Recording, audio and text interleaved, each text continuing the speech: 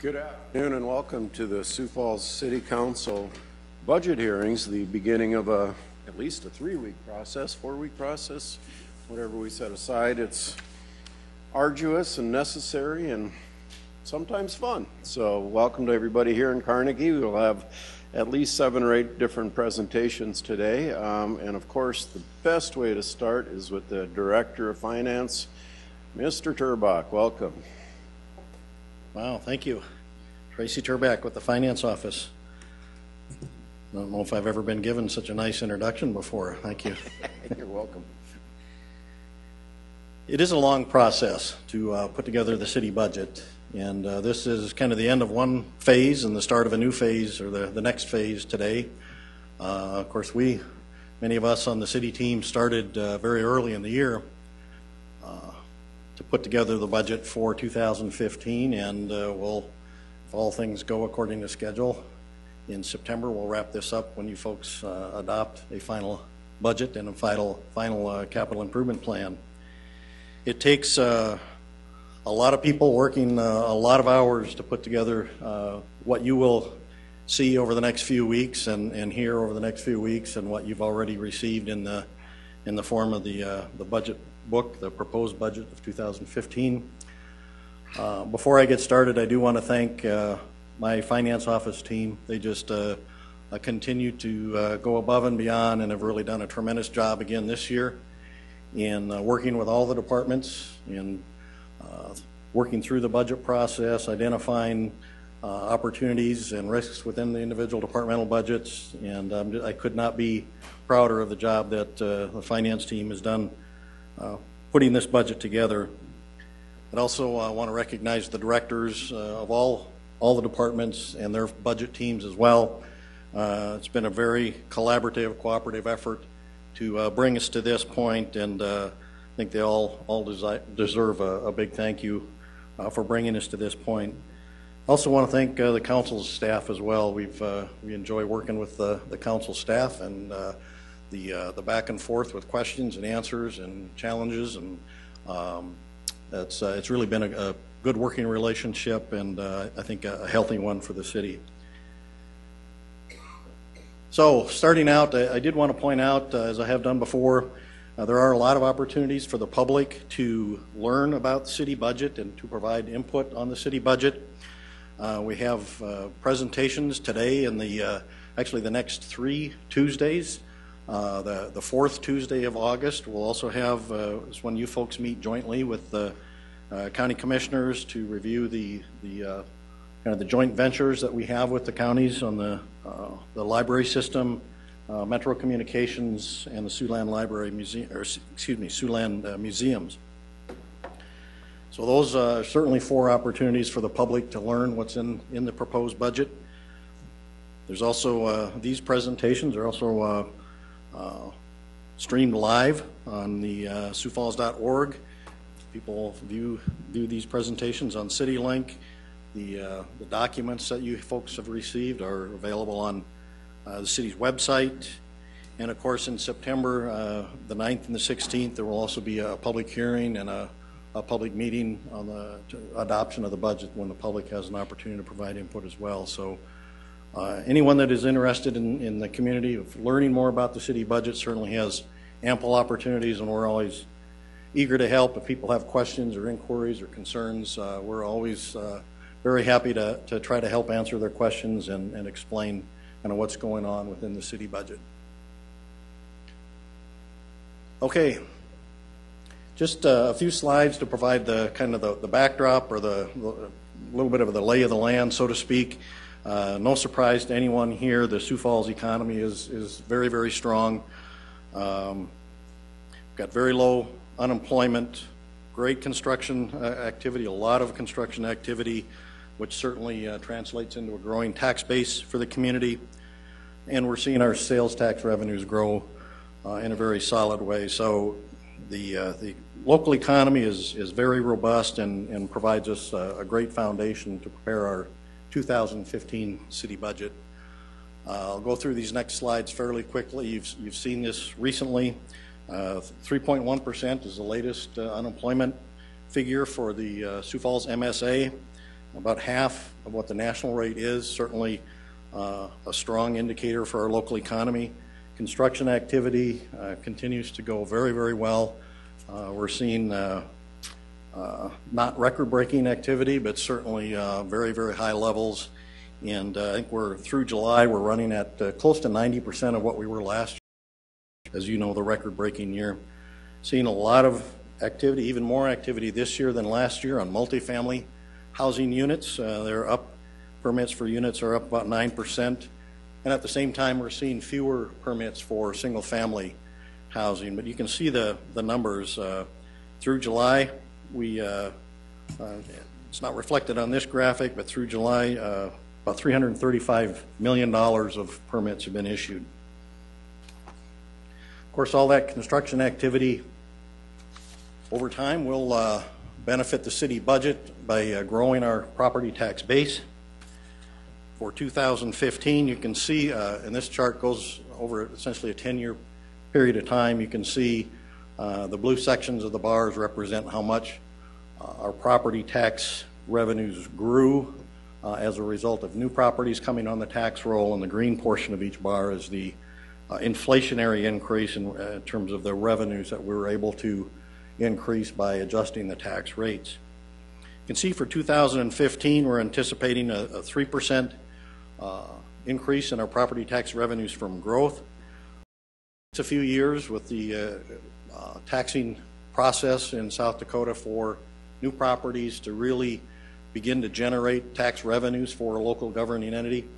And so we aren't really seeing the effect of all the construction activity we've had the last couple of years yet. That will come in the future. That the amount of growth that we are anticipating, that 3%, will translate into about $1.5 million in new property tax revenues. Again, that's from property coming on just on the tax rolls for the first time. The inflationary increase permitted under state law for the 2015 budget is 1.4%. And I know people always want to know, well, what does that mean to an individual homeowner? That 1.4% increase in city tax rates would translate on a $150,000 home to less than $10 a year. So about, if you want to break it down on a monthly basis, that's about 85 cents a month for that inflationary increase. Quick look at sales taxes. We've updated this now. We've got just yesterday received the figures for July, so we've updated that. We did see a very good strong month for July compared to July a year ago, and that's brought this up just slightly from 6.2 to 6.3%. So over the last 12 months, our sales tax revenues have grown at 6.3%, and we're projecting within the 2015 budget 6% growth for next year. Entertainment taxes continue to stay right around that 5% level. Again, July was fairly strong. July this year compared to July a year ago was up about 6.5%. We're still seeing the longer term 12-month growth rate at 5.1%. When we started so that provides kind of the lay of the land, as I say, for kind of the environment that we're working in terms of developing the budget. When we started the budget process early this year, we developed a number of kind of overarching goals to kind of guide us through the process and help us in the decision-making process in eventually setting priorities and allocating resources within the budget. And I just wanted to briefly review some of the goals that we identified going into the budget process. First of all, staying ahead of the demands of our growing community was certainly an important goal. We all recognize that Sioux Falls is growing. It's not explosive growth, but it is very solid, strong growth and steady. And that certainly has implications both short-term and long-term on the city, and those translate into budget impacts. And so we certainly wanted to make sure that everyone in the process has that on their mind as we go through this. Keeping people safe, keeping people moving efficiently, adapting to the changing demographics of our community, the well-being of city employees, improving customer service, greater efficiency in service delivery, and last but not least, effectively managing our reserves were all among those goals that we identified early on in the budget process. So kind of under the umbrella of those high-level goals, then we established priorities, and the mayor talked about a number of those priorities last week. I'll review some of those highlights again, and then as we go over the next few weeks, of course, each director will come up in front of you and address more of the specifics of what's included within their budgets that's going to help us meet those priorities. Now, the city budget is a very complicated document. It's a complicated process. It becomes very complex. We try very, very hard to break it down into bite-sized chunks and things, present things in a way that makes sense to people that, unlike us, we work with it every day, but you folks and the general public certainly don't have that opportunity. So it is very complex. There are a lot of priorities and programs and activities that take place across our 12 departments. And within those departments and programs, of course, each one has their own priorities. But for purposes of the presentation today, I'm going to provide an overview of what we see as the highlights of those priorities that we think you will be most interested in and the general public would be most interested in as well.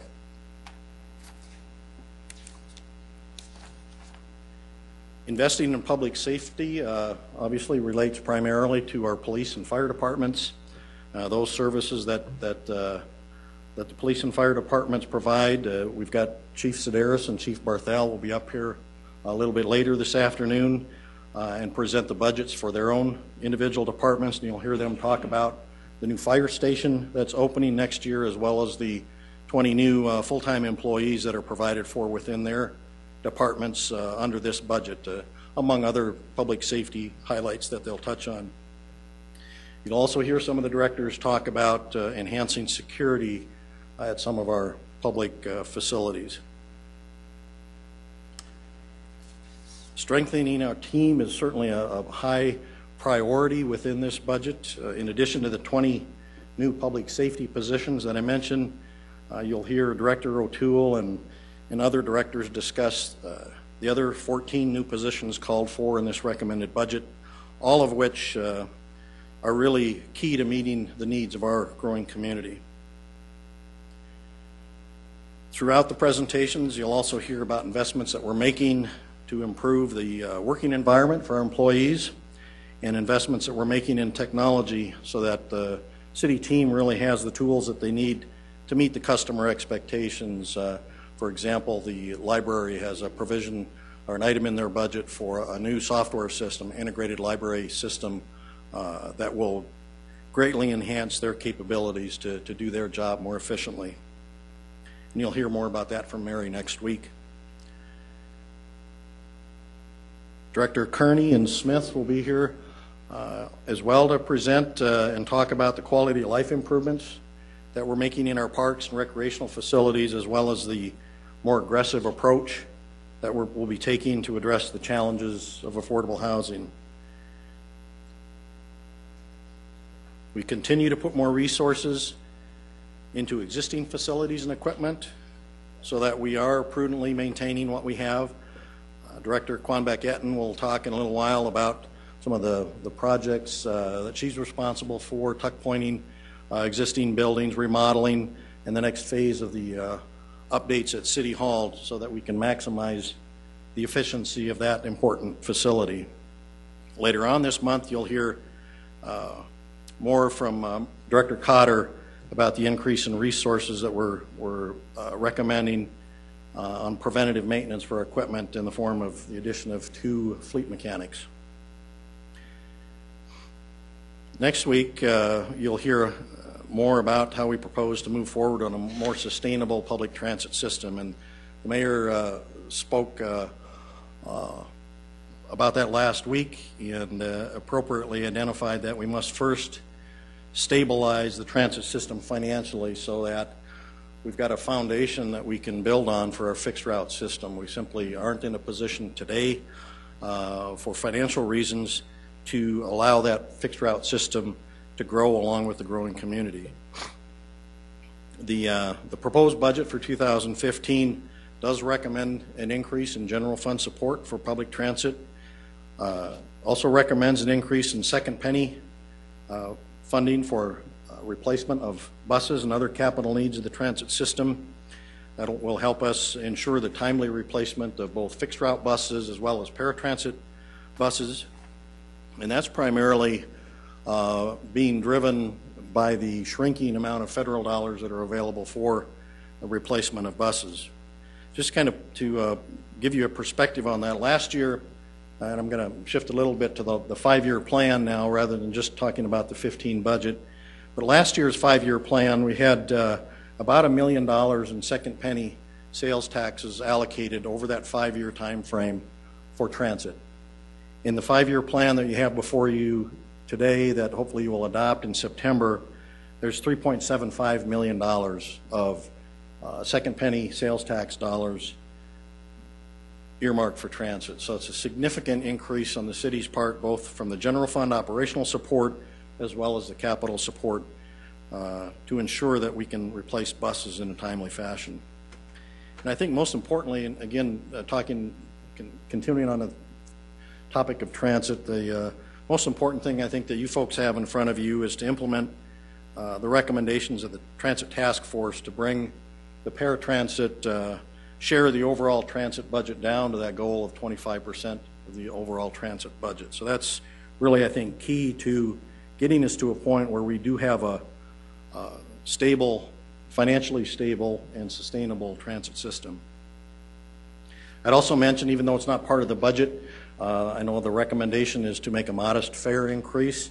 That's certainly a consideration as you go through the budget, even though it's not technically part of the budget approval process. Lastly, the last priority is strengthening our infrastructure, and Mark Cotter will be here in a couple of weeks, and he'll talk more about how we plan to do that by improving, taking steps to improve traffic flow, to do a better job of managing the pavement that we have out there, using technology, expanding and maintaining our street infrastructure, and certainly we'll touch on the utilities. You folks spent a fair amount of time earlier this summer on the rate setting process for our utilities that will help us continue to grow and maintain those utilities. So, and lastly, and under the kind of the priority of strengthening our infrastructure, we are also looking ahead to the growing public works space needs that we have. The community is growing, and our city workforce is growing along with it to keep up. So with those priorities in mind, I'll go through the overall city budget to start with. And as those of you that have been around a couple years now, at least a couple years, have seen this kind of this presentation before, but I think it helps to break the budget into understandable pieces in terms of why, because it is complex, but we've identified about a half a dozen different parts to the budget, and I think that will help you kind of get your hands around it a little better, as well as the public. The first major piece is the general operating. That is the day-to-day operating costs for things like public safety, parks and recreation, street maintenance and snow removal, and those are services that are primarily funded with the first penny sales tax as well as the property tax revenues. The second major segment is what we call here general capital. That would be capital equipment and capital improvements that are not funded through utility revenues or entertainment tax. Things like street improvements, park improvements, city buildings, and other equipment. And again, this general capital is funded primarily with the revenues from that second penny sales tax. Then, of course, we've got the third penny sales tax, sometimes referred to as a bed, board, and booze tax or entertainment tax. Those dollars go to support the both capital and operating needs of the city's 5 entertainment venues: the arena, the convention center, the event center, the Orpheum Theater, and the Washington Pavilion. the third penny, or the revenues from this entertainment tax, are the primary source to fund those costs that are not covered by the revenues that are generated by those entertainment facilities. So those facilities are first and foremost supported by the revenues that they generate, and then if those revenues are not sufficient, that's where the entertainment tax steps in and provides support.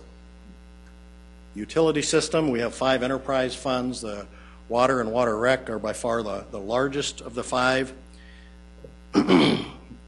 The city light or electric lights, landfill, and parking are the other 3.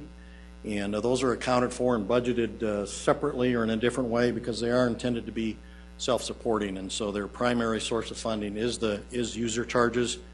We do, in some instances, and you'll see some of that in the budget, where we do utilize borrowing. For example, for water and water rec, we will utilize the state revolving fund loan program to fund capital projects in the water and water rec area. Kind of as a separate area entirely is the internal service and trust funds. This is where we account for some of the self-insurance that the city does for workers' comp and employee health insurance, as well as liability insurance for the city, in addition to the revolving funds for technology and fleet. Also in that group is the city's pension trust funds. So when we roll all those things together, it makes for a total recommended city budget for 2015 of $406 million. And I want to step through just kind of how we got from a current budget, their original 2014 budget of $386 million, and how we got to the 406, just to provide you kind of a high-level overview. That green bubble of the utilities is up about $12.4 million from the original 14 budget. Landfill, lights, and parking, those 3 enterprise funds are all actually down. Water and water rec funds are both up, and most significantly what you'll see is the water rec fund is up a lot, and that has to do with capital investments that we'll be making into the water rec infrastructure in 2015. The general operating portion of the budget is up overall $9.7 million. That's primarily general fund spending, an increase in the amount of $8.4 million. The general capital is actually down about $10 million. That reflects the indoor aquatic center that's in the current year's budget, and so we don't need to budget for that next year, and so that general capital area will see a decrease in 2015. Entertainment venues overall are down about $1 million, largely because of the entertainment tax bonds that were issued for the convention center and the pavilion will be paid off this year, so we will have no more debt service payments that will be due in 2015. And then in the area of the internal service funds and pension trust funds, an increase of $8.2 million. And so those changes get us to that $406 million 2015 recommended budget. This pie chart just kind of shows you the array of service areas where these dollars are going to be spent and how they're allocated. You can see how significant the enterprise funds are. The general fund represents over a third, about 37% of the entire budget, so that is by far the largest individual fund that we have. It's also where the most flexibility exists in terms of how the dollars are spent, and so that's where we spend throughout this process the larger share of our time. This is the other side of the ledger. The revenue side shows kind of where those dollars are coming from to fund all those services. Total revenues are estimated at $416 million for 2015. You can see the largest share of that is made up of taxes, including sales taxes, property taxes, the third penny entertainment tax, and other smaller tax sources. Charges for services, primarily in the enterprise funds, is the large blue chunk there. So that gives you kind of a high-level overview of the overall total city budget.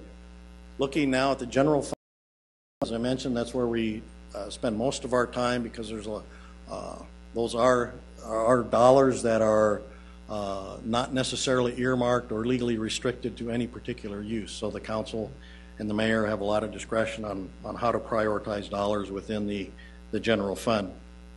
Total general fund sources in 2015, these are our funding sources, $149.2 million. Again, the property taxes and sales taxes provide the primary source of revenue for the general fund. You can see some of the other significant areas there. Also included as a resource, a funding resource for the general fund, is the unobligated fund balance within the general fund. That's part of our reserve. So this budget provides for using $4.6 million of our unobligated fund balance in the general fund. That is up some from the last couple of years. We've in past 2 or 3 years, we've budgeted to use about $3.8 million, even though in reality by the time the end of the year came, we actually put money into the reserve and added to that. Looking ahead in 2015, and this is as it's been expected and forecast for a number of years, we are planning to use more fund balance to balance our budget in 2015. That's largely due to the activation of fire station number 11 next year. So it's something we've been planning on and expecting. General fund uses, you can see here the uses are equal to the resources that we have budgeted, $149.2 million. Of course, the public safety, public health, police department, and the fire department make up the largest single area, $68.1 million. Street operations are $24 million, plus libraries and parks, and you can see so on how the funds are allocated out within the general fund. This slide shows you the change in the total general fund budget. You can see the revenues are up $7.6 million. Expenditures are up by $8.4 million. And again, this is different than what you have seen the past few years, where the growth of expenditures has been held equal to the growth in revenues. And this is the result of opening that fire station number 11 next year. So we've taken a different approach, as we've been expecting to do for some time now. That really represents a planned management approach to utilizing our reserves, which have grown modestly, as you know, over the last several years. And now in 2015, we expect to draw modestly on those reserves to absorb the impact of bringing that new fire station online. If we were to remove the effect in the 2015 budget, that $1.2 million that's budgeted for that fire station, you would see that the growth in revenues would exceed the growth in expenditures. So it's that we're using our reserves kind of as a shock absorber here, where we're taking on a significant amount of additional ongoing operating expenses. That's one of the reasons we have those reserves. This slide really kind of highlights for you and aligns, I think, pretty well with the priorities that I talked about earlier.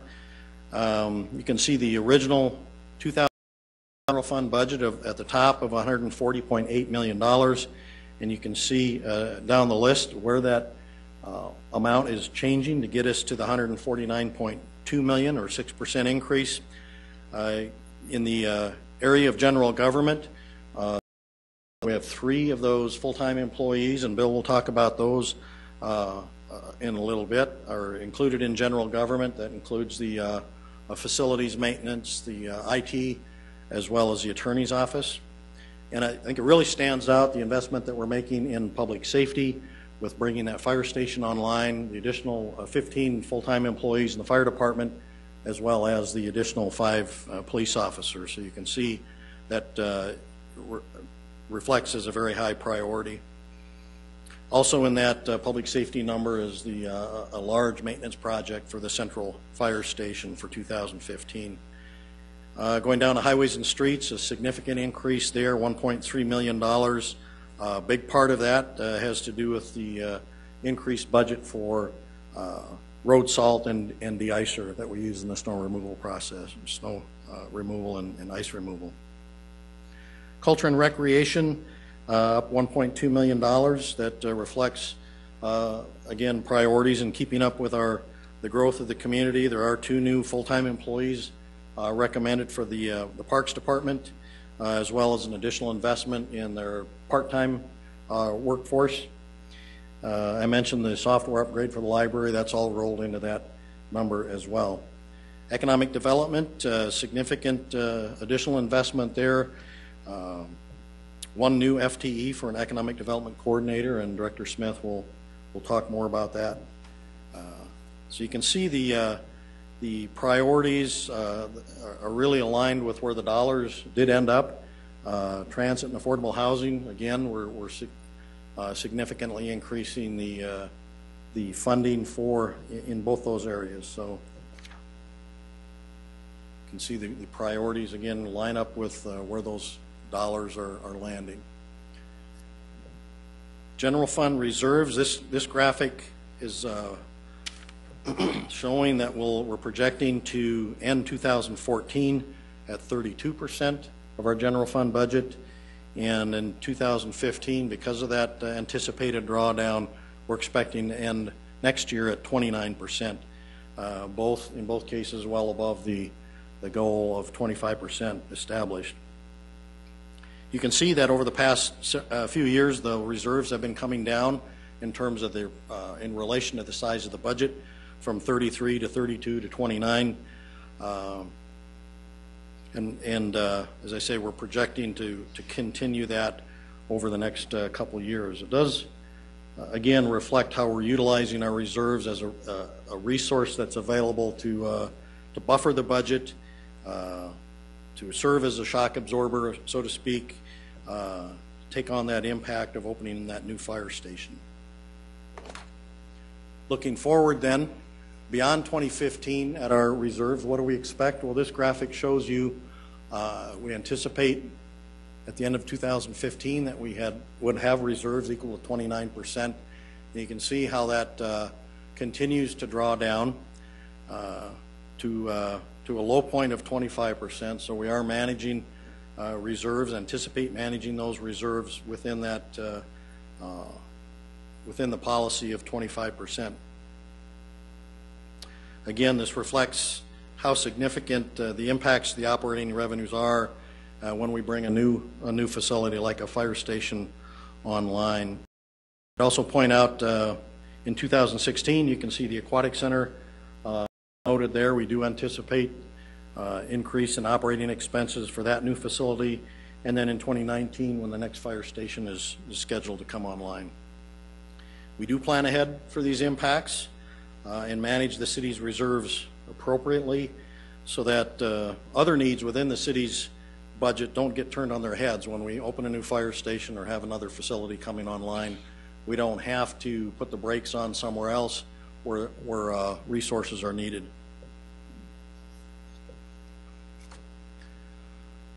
Kind of looking at the other elements of the budget, the general capital you can see is $66.1 million. Again, funded primarily from that second penny sales tax, and you can see the priorities here.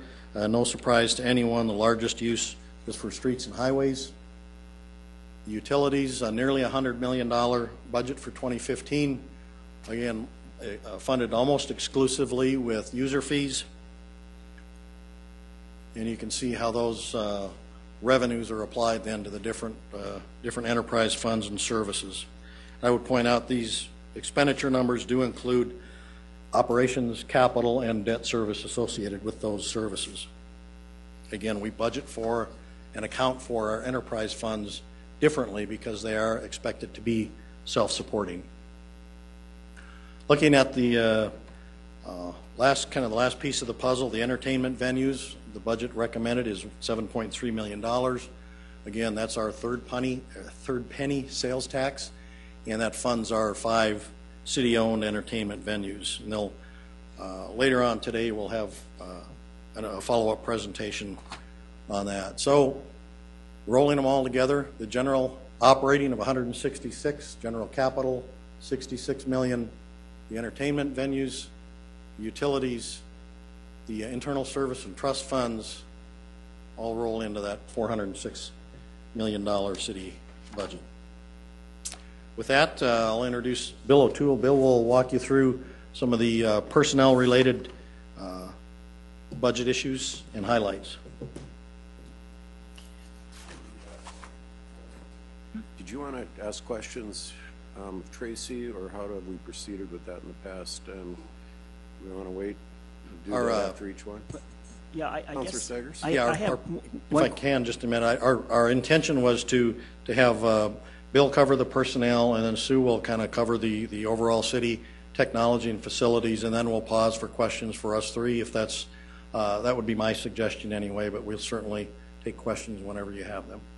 Yeah, I guess I had some specific questions for Tracy right now, but. Do you mind if we cover the three and then we can go back? Maybe some of those questions will be answered. That's, yeah, if I can get them all answered, that'd be great. yeah, we may answer a lot of your questions going through. Thank you. Doing it that way? Okay.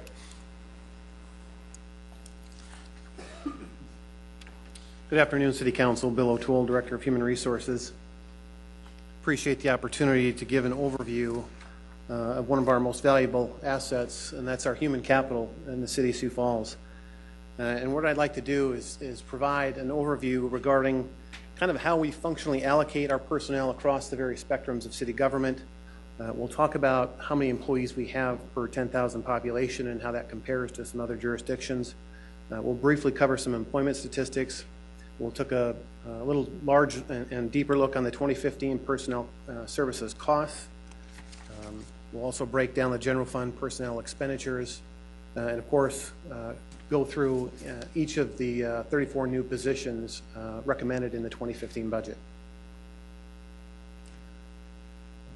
So the first point that I'd like to show in terms of moving across those various areas of city government, if you look at how our allocation of personnel is aligned, I think one of the stories this obviously tells is various commitments in different sectors as well, and you can see here, this year is no different than years past, the significant commitment that we have made as the City of Sioux Falls to the public safety area, that 41% for police and fire.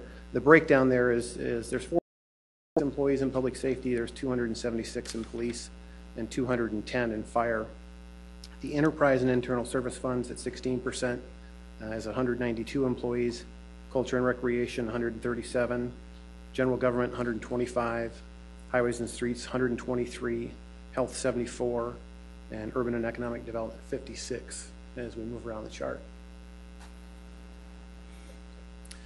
This next slide is a little bit busy. I've used it in many years past, and just to try to get yourself acquainted with the busyness of the chart, the red bars is the Sioux Falls population starting in 1990 and going in 5-year increments until the last bar finishing at 2014, so we're dealing with full years.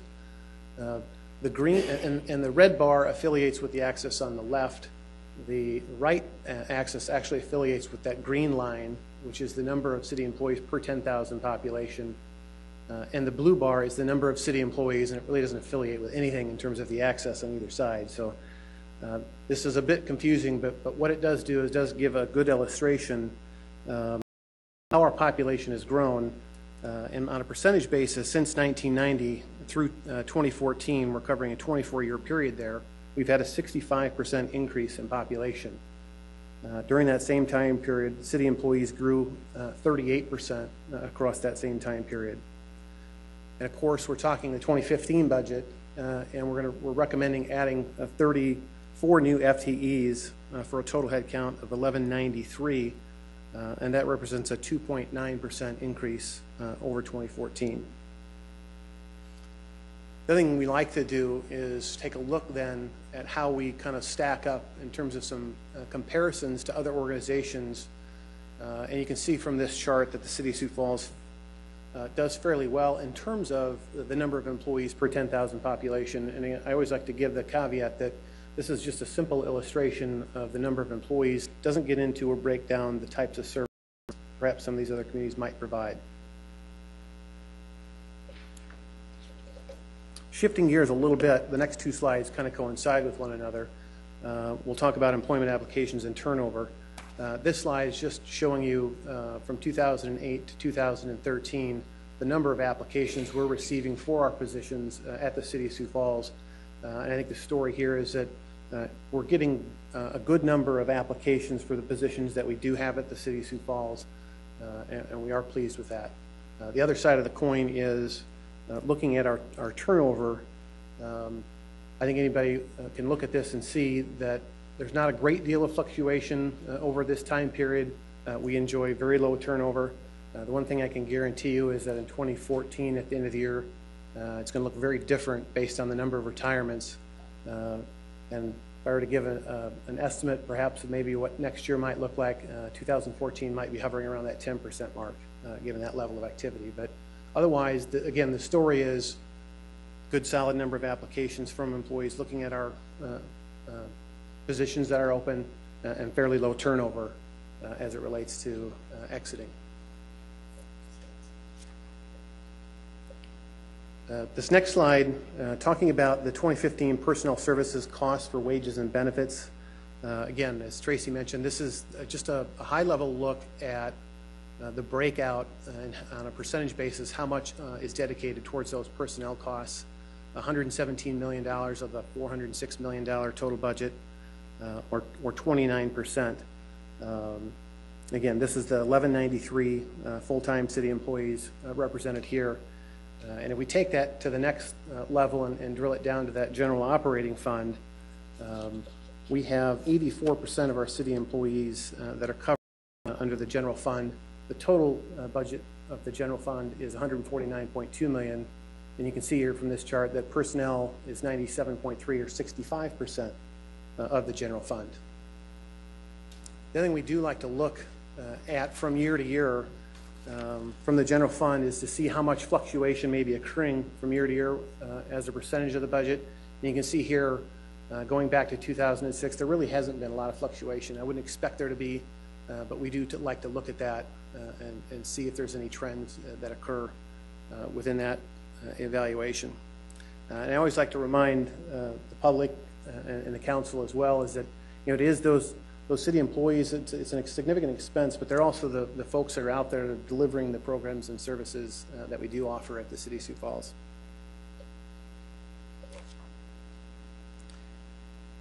And with this slide, I'll take a little bit of chiding with this, because this is kind of one of those where I've got a pie chart to explain the pie chart. The pie chart on the left is, again, representing that personnel costs at 65% of the general fund, the $97.3 million. And the pie chart on the right then is a breakdown of those costs. And if you're looking at this on a very high level, you know, you're basically looking at 70-some percent to wages and salaries, 30% to benefits, but specifically the 72% for wages and salaries, 13% towards pension, 10% for health, dental, and life insurance, and 5% for basically Social Security, Medicare, and workers' compensation. So just to kind of further drill down of where those costs are allocated. Now for the 2015, the new FTEs, I know the mayor talked about this a little bit, Tracy talked about it as well. An actual breakdown of the specific positions. As everybody knows, Fire Station 11 coming online. And if you don't already know this information, obviously the fire station is a 24/7 operation. They cover it with 3 different shifts, and we need 3 firefighters per shift, so that's 9 firefighters. We need 1 fire apparatus operator, and for each shift that's obviously 3 individuals and 3 captains as well to cover those 3 shifts. So there's 15. Obviously an ongoing commitment to public safety. We've got 5 police officers in this recommended budget. We've got 2 registered nurses. Parks and Recreation has 2 park service workers. Central Services and the Facilities Management Division for a custodial worker. Information Technology Division, 1 technical support specialist. Planning and Building Services has a permit technician for their new consolidated department and handling and coordinating the new demands for customer service at the counter. And Community Development and Economic Development Coordinator. And in the City Attorney's Office, a Human Relations Specialist. And the Engineering Division of Public Works, a civil engineer, an engineering technician in water purification, another civil engineer in water reclamation, and 2 fleet mechanics in our Public Works Division. for a total of 34 new positions at a cost of about $2.2 million. And if we take a look at our headcount from 2014, obviously we're adding in the 34 positions that are recommended in this budget. That brings the total in 2015 to 1,193 employees. And of course, as you saw on Tracy's slide, as he was talking about the unreserved fund balance, we're always cognizant of those capital projects and different things that are coming forward, and we're keeping an eye out, looking at the horizon. Obviously, Indoor Aquatic Center is going to have some potential future staffing issues, and Fire Station number 12 in 2019. We are looking at that. We're including that in our forecasting. Very cognizant of the staffing issues as it relates. With that, that concludes my presentation, and next up is Director Sue Quambeck-Etten. Thank you, Bill. Welcome, Sue.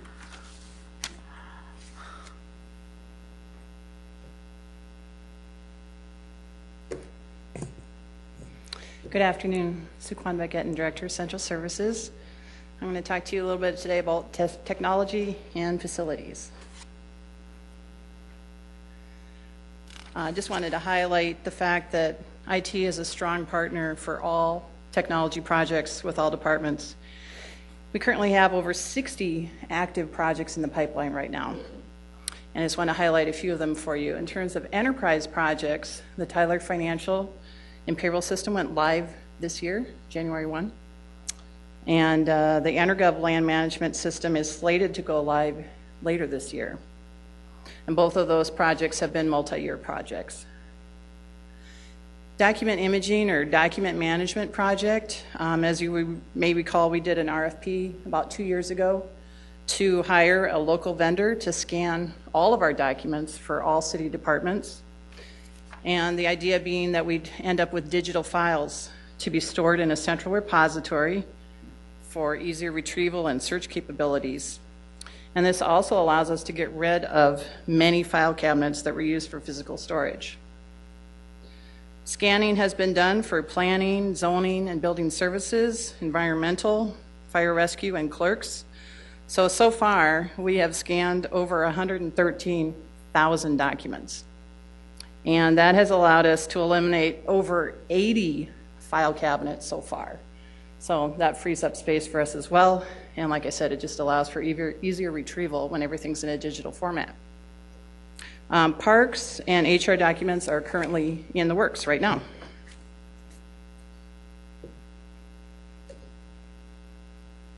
Just want to highlight some of the projects in 2015 and from a technology standpoint.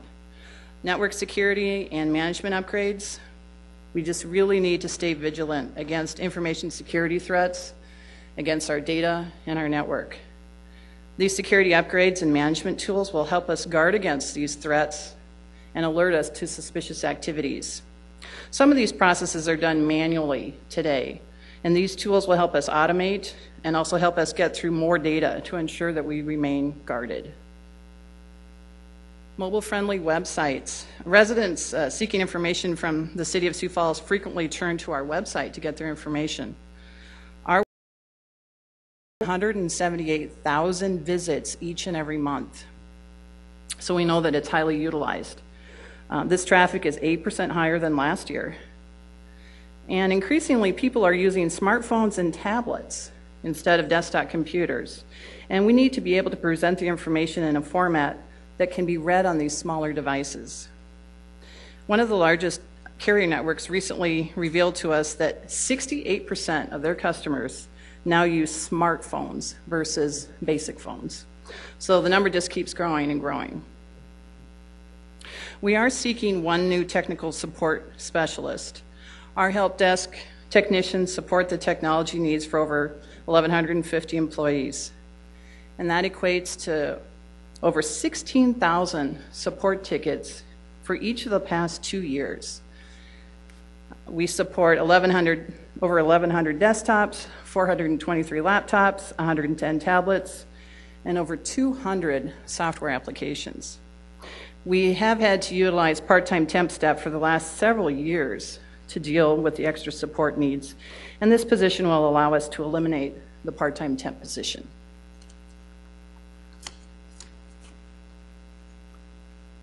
The work ticket upgrade, as I said, last year we worked over 16,000 tickets in IT. We worked over 13,000 tickets in multimedia support and almost 2,900 maintenance tickets in facilities management. So we rely on our work ticket software every day. We must efficiently receive, track, close, and be able to generate reports from our work ticket system. And this upgrade will create an end-to-end web environment for the employees to submit tickets and our staff to track those tickets. Fleet management software will help Public Works manage and support the maintenance needs of hundreds of fleet vehicles throughout various city departments. And then the integrated library system will allow library staff to efficiently manage various collections, how they are reserved, dispensed, and collected. And again, I just want to reiterate, the Information Technology Division, we work with all city departments to ensure that software projects will meet technology standards and will interface within existing systems.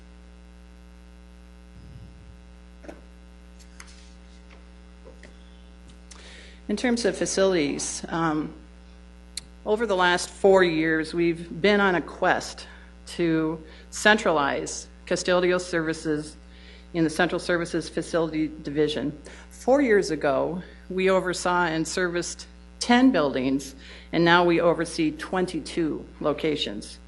So this includes everything from the libraries to fire headquarters to City Hall to the Annex to Carnegie Town Hall, Law Enforcement Center, the Street Department campus, storage buildings, offices in both water reclamation, water purification, landfill, utility billing, household hazardous waste, and environmental.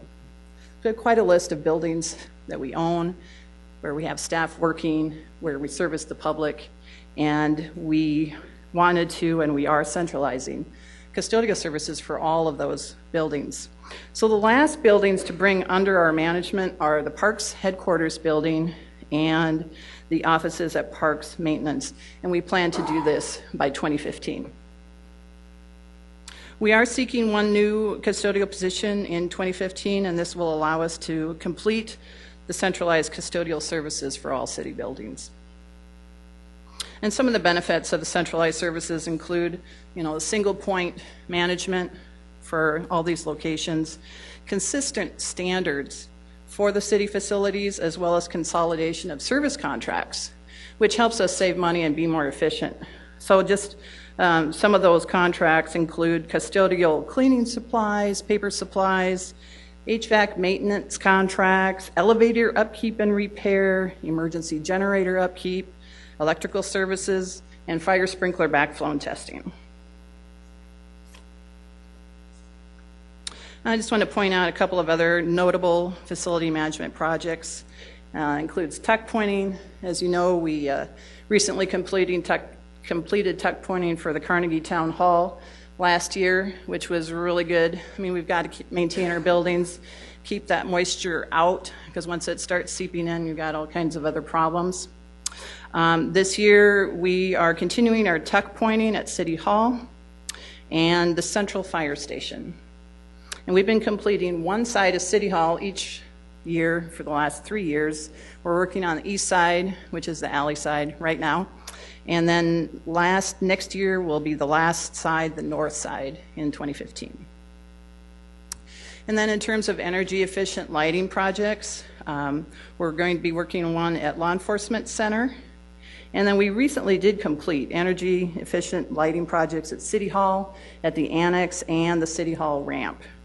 And by doing that, we're estimating a savings of about 20% per year. And lastly, in terms of facilities management and maintenance projects, City Hall renovation.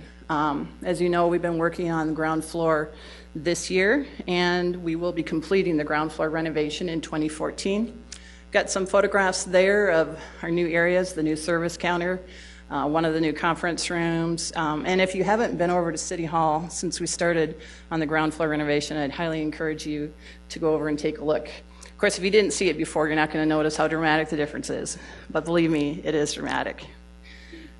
Again, just to reiterate, the goals of the project are to enhance customer service and accessibility for the public, improve the working conditions for city staff, standardize office space, and of course, to promote employee well-being. So as I said, we're going to be finishing up ground floor this year, and then in 2015, we'll be focusing on second floor. So what we're really doing with this project is to open up the floors. We're tearing down drywall to allow more efficient use of the space that we have. And then we're using modular walls for the offices instead of drywall to provide flexibility. And that the idea is that we can accommodate alternate configurations to suit the needs of various departments in the future and help avoid additional construction costs down the road. And that's the end of my presentation, and we're going to pause a little bit for questions for myself, for Bill, and for Tracy. Thank you very much, Sue. You are correct. City Hall is looking great downstairs. It's an amazing transformation. Well Great. done job. Thank you. I know we have questions.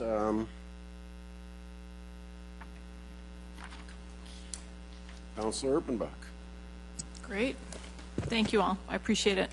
I actually appreciate Tracy being able to read my mind as well. So some of my questions have been answered. And so I wonder if, thanks, Sue, I'm going to ask Tracy a couple of questions. So I appreciate your, and as you noticed, your team was working with me while you were talking. So I appreciate that too. I was having technical difficulties this afternoon.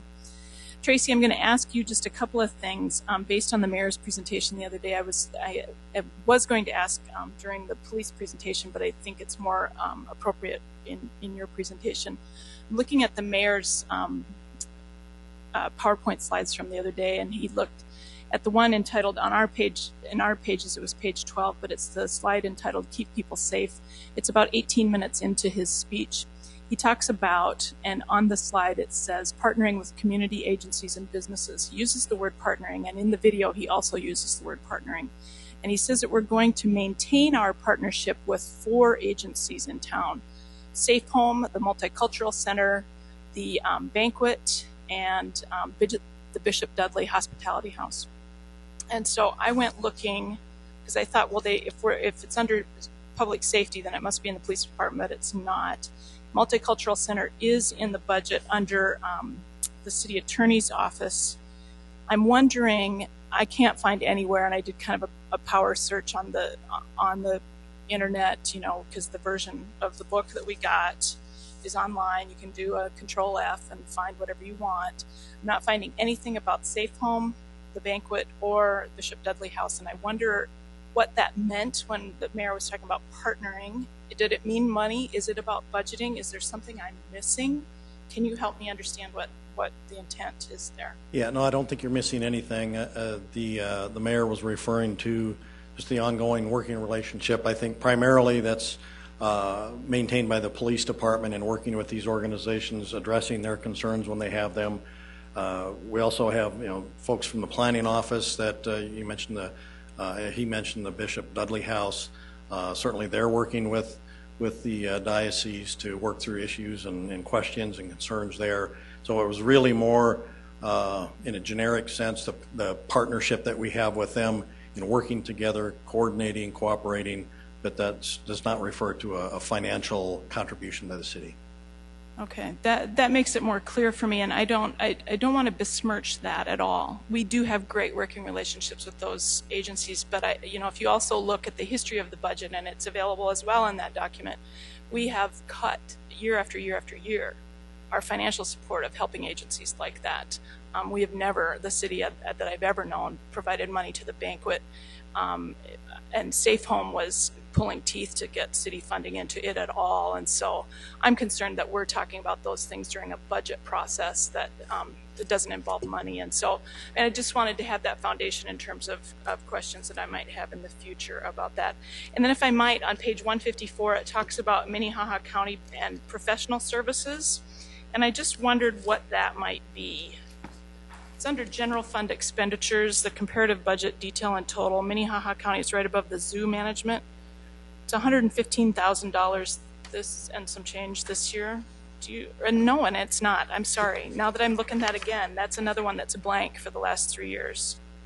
Unless I'm not reading it properly. Can someone help me with that? Page 154, it's toward about a quarter of the way down.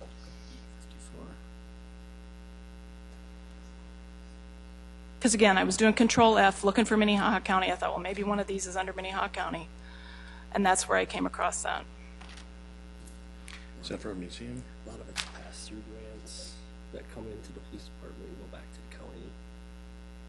So Okay. it's really not. There's a lot of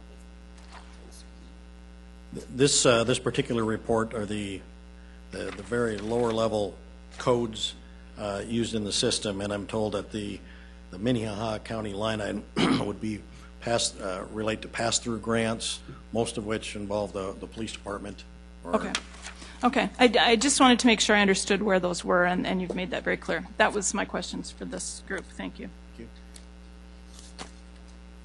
Council, other questions? Councilor Staggers? Yeah, I have another question for Terry. Tracy, sorry. Tracy, sorry about that. It's all right. I've been called a lot worse things. Well, I guess the question I have is, the finance budget is going up $313,000, or in other words, 13.4%. Can you explain the increase? Yep, sure. Be happy to. One of the things that we're doing, and it's really, some of the changes that we're doing go back to the financial management system. Sue mentioned that went live earlier this year, and so we are realigning some positions as a result of that.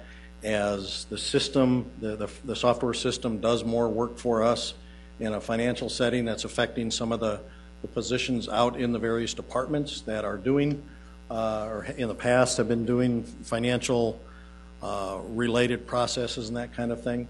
So we are realigning some existing staff positions into the finance department. We're actually adding 3 within the organizational structure, but they are coming from existing positions in the department. So that is probably the single biggest impact that it's had on the finance budget. We're budgeting for those positions in finance, whereas prior to that they were budgeted in other departments. How many, in 2015, how many people you have in your department? And how many do you have now in 2014? 22, I believe, currently. And there'll be under the head count, if you want to use that term, for finance in 15 would increase by 3. And so they're offsetting decreases in other departments. Okay, so you're going to have 3 more under your... That's correct. Rubric. Okay. Just one other quick question here. This is not the most profound question at all, but you have a... let's see. Well, supplies and materials, up 106%. Just any particular reason for that? Yes, we are. We did put money in the budget for replacing some furniture within the finance office. Over the last several years, we've been, as a number of departments have been doing, transitioning to more, I think, ergonomically is probably the term. What they refer to as sit-to-stand furniture, so people can stand at their desk or sit. They will move up and down. So this, the amount in the budget for next year would allow us to complete that process. Most of our office, or many of the people in our office, have already made that transition, and this would allow us to complete that. Okay, thank you very much. Councilor Anderson. Through your, Tracy, this will be for you too. Through your presentation on page 1 where you talk about recommendations for new positions, taking a look at the community development position, economic development coordinator, promote economic development, workforce development, and business retention. Is that within the city structure, or is that going to be citywide? Is that, I guess, are we just talking about city employees, or? are we trying to look at something wider than that? That would be a new full-time employee within the community development office. And I don't know if that's answering your question, but they would be, as they do today, work in coordination with Sioux Falls Development and the Sioux Falls Foundation and to perform those functions. So Darren can talk more about that when he comes before you, and I'll probably do a very poor job of trying to explain what he has in mind for that position, but that's... And I wondered if this was the right time to ask that too. I just wanted to get that out, and I'll send Darren some questions on that. Thank you. Councilor Kiley. I actually have a couple of questions for Bill.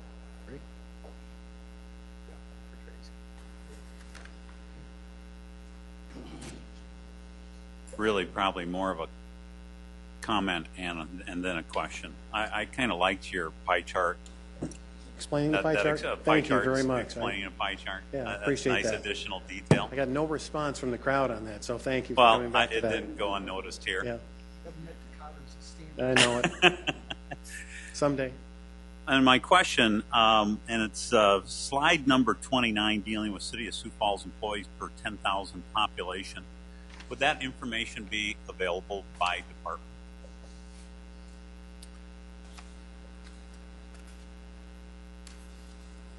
City employees per 10,000 population by department. I mean, I certainly have access to the number of city employees in each department. Oh, so we could get an idea of how the departments have changed along with the population change. Yeah, I think we might have to do some follow-up with that to try to provide that. I don't have it right here right now. Okay, thank you. Tracy, I'm sorry to get you back up. Well, I am and I am not, because I think this might be something that's important. That's all right. I can use the exercise. Yeah, I know the feeling. The biggest question I have about this budget is the 6% factor that we're using to increase the increase over 14 to 15.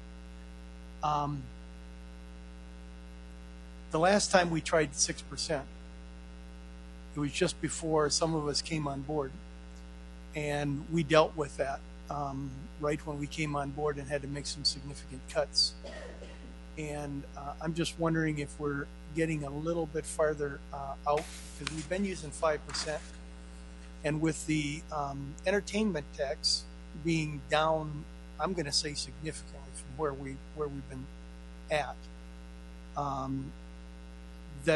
that might be something that allows us or tells us that there might be something happening, and it might be better off for us to come back a little bit to that 5% level and project a little less, knowing that we'll make it rather than looking at the full 6%. What are your thoughts on that? Well, Of course, nobody has a perfect crystal ball to see what's coming a year and a half from now or a year from now.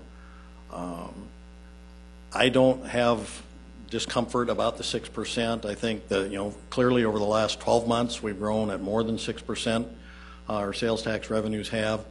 That, to me, speaks a lot. I look at the construction activity that we're having that really isn't showing any signs of letting up.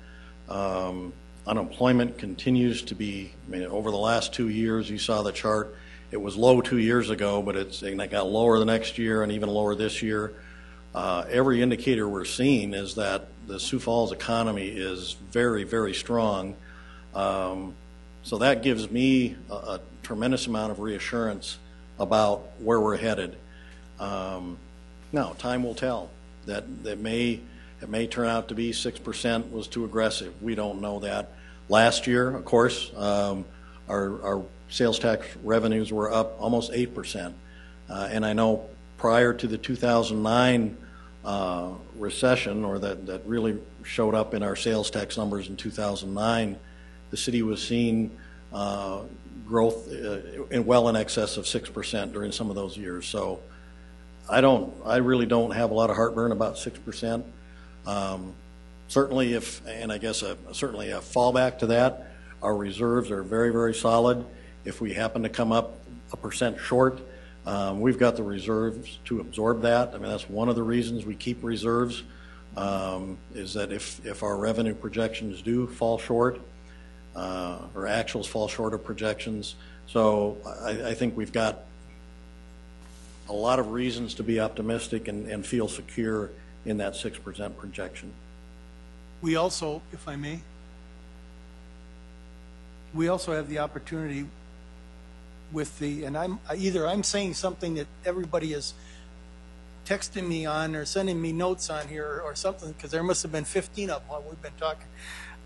Anyway, we also have the opportunity to change the budget, shall we see, or adjust the budget during the year when we get our financial statements from you on a monthly basis, and we know a quarter in or 6 months in that if things are not going well, we can make some adjustments that way rather than having to dig into reserves. Yeah, on and that. that's a very good point as well. We don't have to wait a day longer than we need to make some adjustments and adapt to if the environment even on the 1st of January is significantly different than it is today.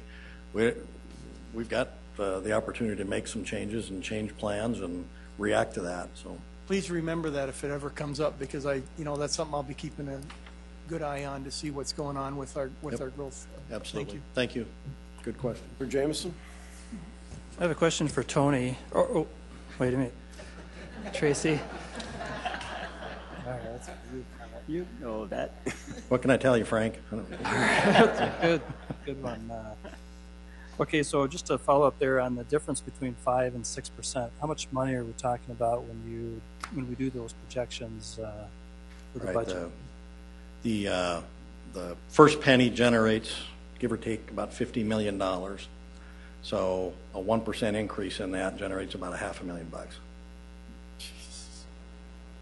Yeah, I was just trying to figure out the difference. And I know that I can just, if a quick reference, back in 2008, when we were on the council doing the budget, I think there was a kind of a haste to select that number. We didn't listen to some economic indicators that were telling us some warning signs. I get a good sense that you've got your ear to the ground, and if something happens here in the next 60 days or 30 days prior to us adopting the budget, that we could easily adapt. But a question on using the unobligated funds, $4.6 million in regards to the new fire station coming online. Normally you always do borrow some money from there, like you said, 3.8, and then you return a little at the end. Are you kind of anticipating that you'll only return a small amount again, say 500,000, or just enough so that we don't spend more than we collected? Is that? Well, it could very well be that we would, at the end of 2015, have actually spent some of our reserves. I mean, that wouldn't surprise me at all. Right. And that's certainly acceptable. I think given where we are today and what we have, I don't see that as a real negative thing. Now, if sales taxes grow stronger than we anticipated, we always have some savings in our expenditure budget because departments can't overspend their budget. So some of that $4.6 million clearly is not going to get spent for that reason. Typically, it's about 2% of the total budget ends up going back. So that's goes to reduce that 4.6 significantly. We almost always will exceed revenues. We just don't always know where. In 2013, we saw revenues exceed budget for liquor license sales, building permit revenues, those kinds of things. So it almost invariably will, the total revenues for the general fund will almost invariably exceed what we budget. We just don't always know where. If we knew where, we would budget a little differently and anticipate revenues a little differently. So we try to be conservative on that.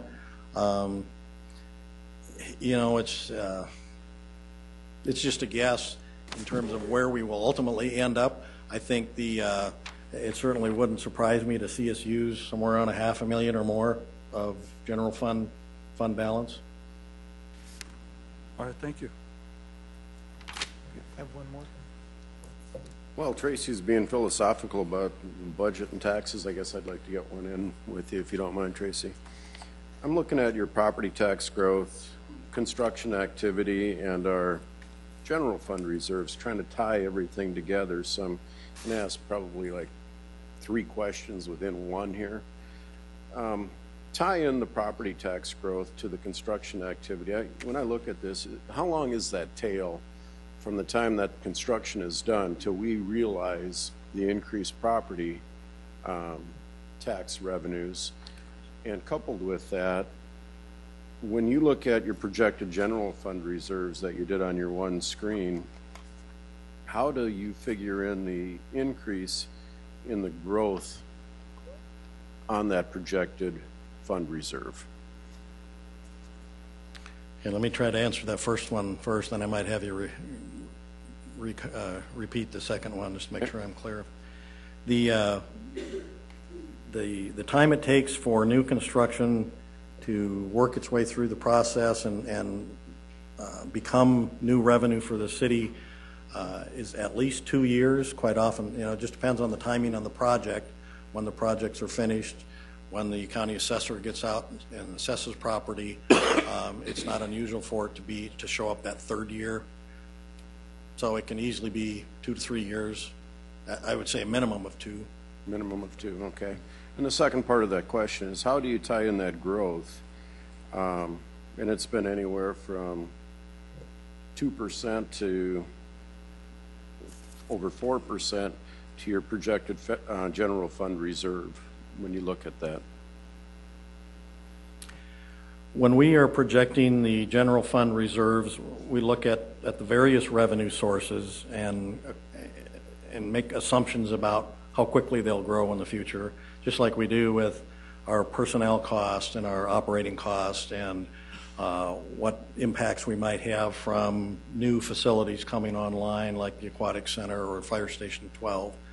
I guess off the top of my head, I can't tell you what we anticipate for increasing revenues on property taxes. We can certainly get that information for you because we've got underlying data that supports that graphic that has those assumptions built into it. And that's what I'm wondering, if you don't mind, I'd like to know that if we are using 1, 2, 3, or 4%. Now, you said that 3% growth equates to about $1.5 million in new property tax revenues to the city. Is that? That's what we're projecting for 15. Yep. Okay, so the 1.25% CPI would be roughly $750,000 in property About tax 700, revenues. yep. Okay, thank you. Councilor Elfing. Yeah, Tracy, just one thing you've mentioned a couple of times that we can always dip into reserves if we need to, and I understand that's what it's for. However, on your slide here, projected general fund reserves projected out to 18 or 19 and 2019, 2020, we're right at that 25% level. If we start drawing some stuff out now, we could be below that 25% level if we don't watch it. Again, just a precaution or a caution on my part to you and to everybody that, it's nice to have that $40 million, $43 million, $45 million sitting there, but as our budget increases, that's going to need to increase also to be to keep up with the 25. And, that's one of the things that I look at every month. And I think it is important that we have that there. We've had to use some of it in different emergencies. And so just a word of caution, I guess, would be there. Absolutely. I think the fund balance, the reserves that we have are an important resource to be managed. They're not something that's ongoing. It's a one-time pot of money that's there available for us to use if the circumstances require it, like we did in the ice storm over a year ago. That's one of the reasons we maintain those reserves. But once they're used, there's no ongoing way to replenish those other than making adjustments later on in how we allocate our money. 25% is certainly a very, very good goal to have. Very solid. If we were at 25%, they certainly wouldn't be in a position to start pushing the panic button. But it is projected to get down to that 25% level, and so I think it is important to continue to manage that appropriately, to be very judicious about using those reserves, and I think we are.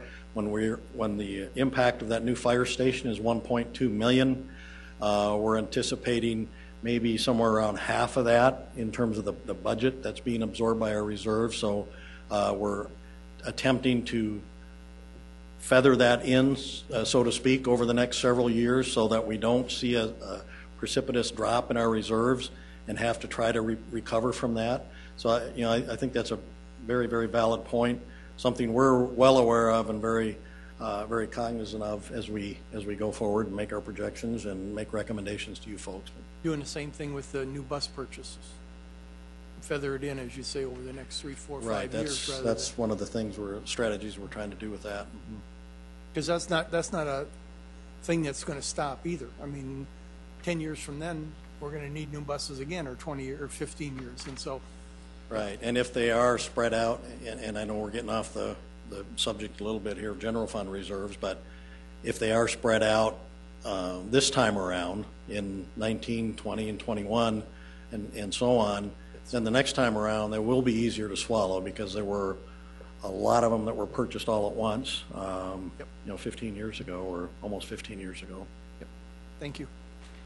It's great when it happens, but it's hard when it comes around for replacement. Councilor Staggers? Yeah, if I could ask Bill a question. The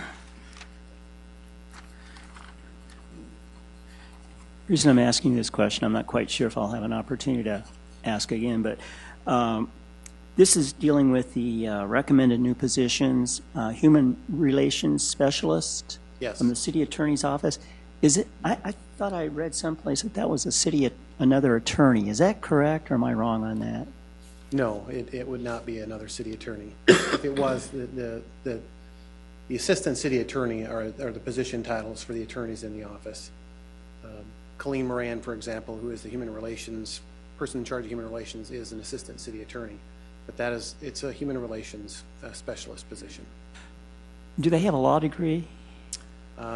I don't believe that is required for a law degree for that position and what's articulated. No, that is not a law degree. Oh, okay. And then also, too, if I could ask, how many people are in the city attorney's office? Because, we've gotten some new people, and I haven't been able to keep track. I've got it. Bear with me 1 second. Okay, thanks.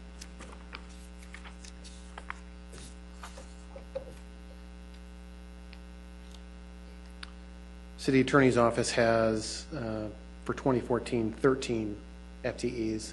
13 FTEs? 13 FTEs as of today, with the recommended budgets obviously adding one more then. Okay, that'd be 14, and you're not quite sure exactly how many have law degrees or anything like that, huh? I mean, I know they have some paralegals that don't have law degrees. I think they have a couple, legal assistant, a paralegal. Right. But the vast majority are assistant city attorneys. And these numbers, the FTEs here, 13 this year, none of them, that also includes like the attorney we have down at the police department, is that right? Yes, I believe that is allocated to the city attorney's office. Is that correct? That's correct. Oh, okay. Okay, thank you very much. If I could ask one more question here. One more, you bet. One more. Okay, Sue?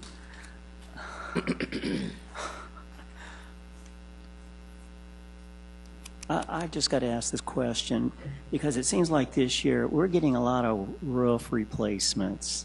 And I notice here that on the 2015 capital plan, there's supposed to be $30,000 for the gray bar roof replacement. How many years have we had that? 5 years or something? And we're getting another roof? Or can you say something about that? Yeah, let me look that up for you. Okay.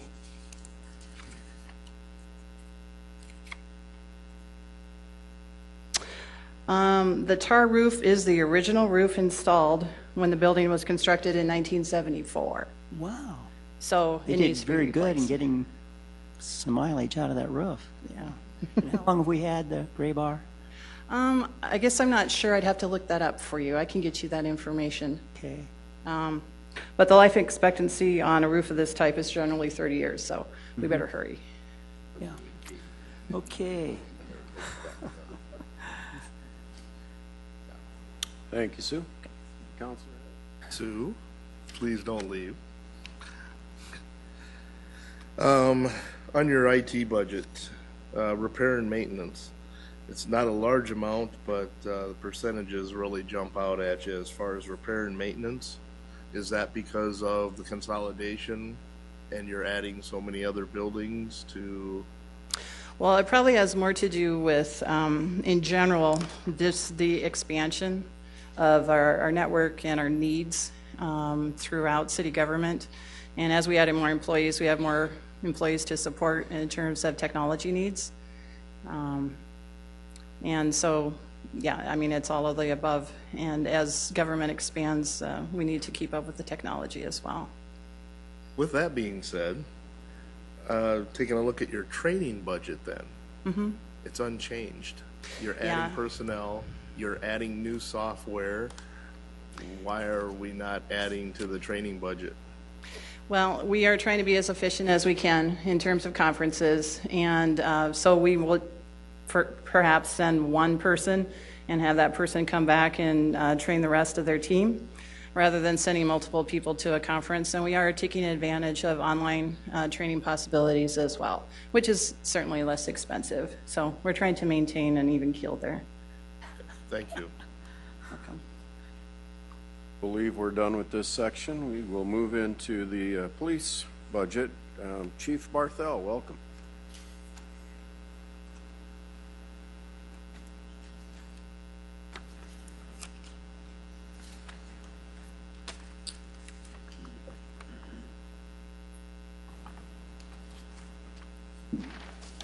All right, good afternoon, Doug Barthel, Police Chief.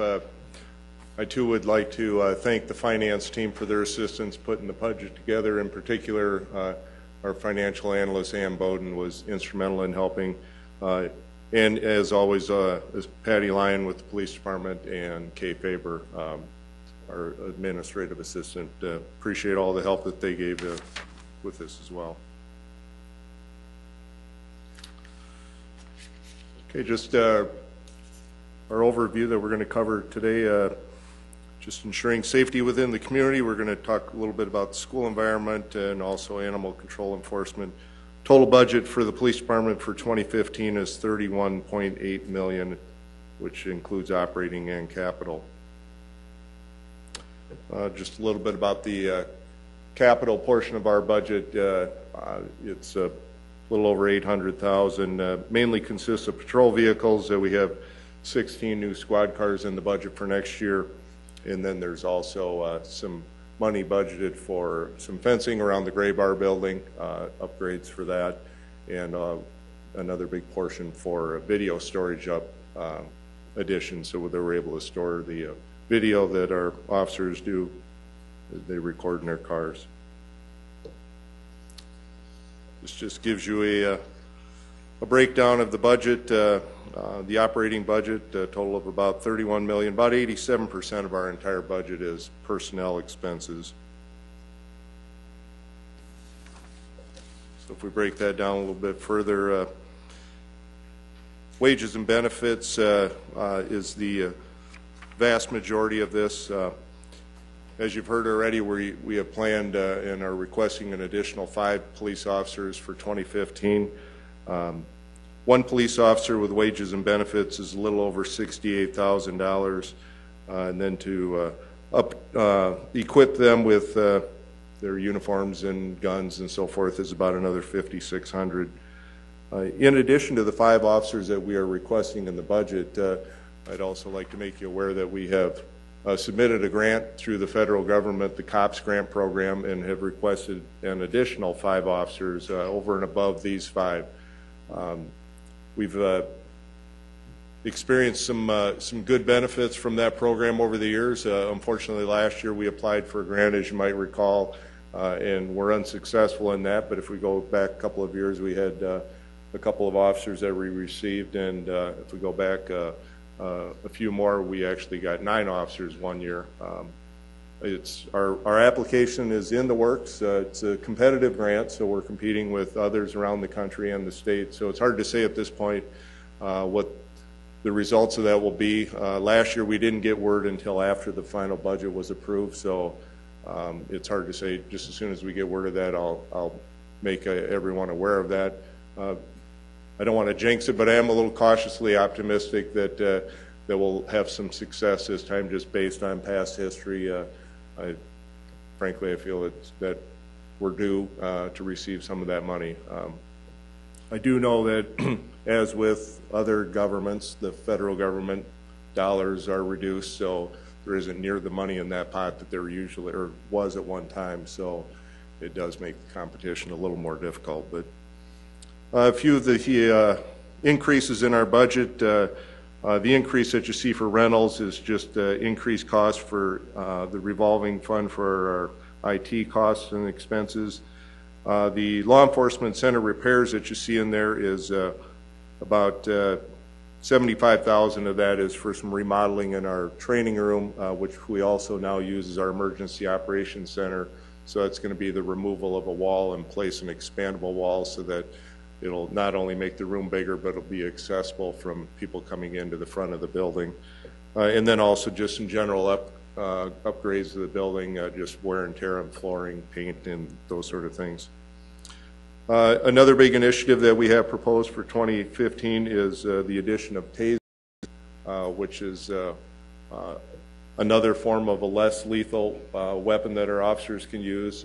Certainly is not the cure-all, but it's another option that our officers can use. As you may recall, earlier this year we had an unfortunate situation with a couple of our officers involved in an altercation with a subject where he eventually was arrested, but at the expense of some bodily injury to our officers. In fact, one of them still has long-term eye issues. He's since retired, but still has problems with his vision. We have another officer that's still on light duty because of that incident.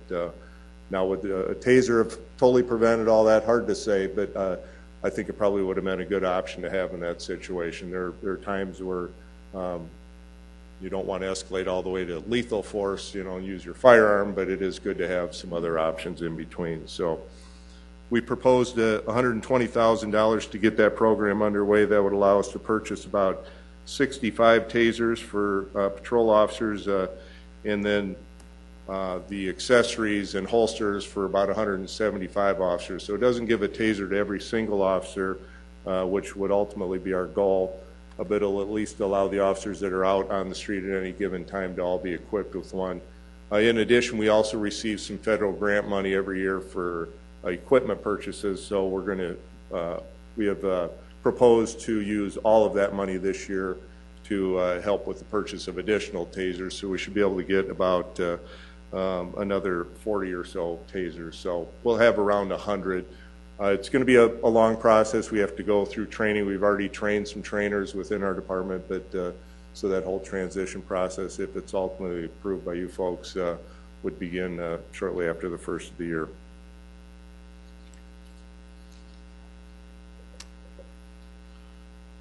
Talk a little bit about our response times. There you can see what our goals are. This measure on response times is for in-progress calls, and so those are calls that are of a higher priority. We strive for around, right now we're around that 9-minute mark for response time, and that's measuring from the time that a citizen makes a 911 call till the point where an officer actually arrives. So you're actually counting on the front end of that probably about 3 minutes or a little more when the distance information to actually get an officer rolling. So the time that an officer is actually responding is closer to that 6-minute mark, but I like to look at, because I would think most citizens from the time they make a call till an officer arrives, that in their mind is truly what the response time is. So this year we added 4 new officers. That helps maintain some of that growth that we're seeing in the city and growth of calls, and then we believe with the additional 5 officers next year, based on our projections for number of calls that we go on, along with looking at response times, that would help us also keep up with that growth. And if we're fortunate to get the 5 with the COPS grant, that would assist us even further. Just a few of our other goals when it comes to traffic. Overall, our accident numbers, actually, if you compare 2012 to 2013, they dropped over 1,000. We've been very fortunate. Our accident numbers have decreased every year for the last 4 years, In fact, last year our numbers are the lowest they've been in a decade. When you pair that with the number of citizens that the city is growing by, and actually last year we wrote about 10,000 less citations than we did the year before. We really have concentrated our efforts in our traffic enforcement on a more targeted approach, going after accident-causing violations, areas where accidents are more of a concern. Although we do know that numbers can't go down forever. We have had kind of an unfortunate streak this year with a few of the accidents that you've probably heard about on the news. Certainly we're not skyrocketing in numbers, but we're going to continue our efforts. We have received, continue to receive money through the Office of Highway Safety that we're able to use for officers to put out for extra patrols and concentrate on some of the more serious accidents and injury-causing accidents.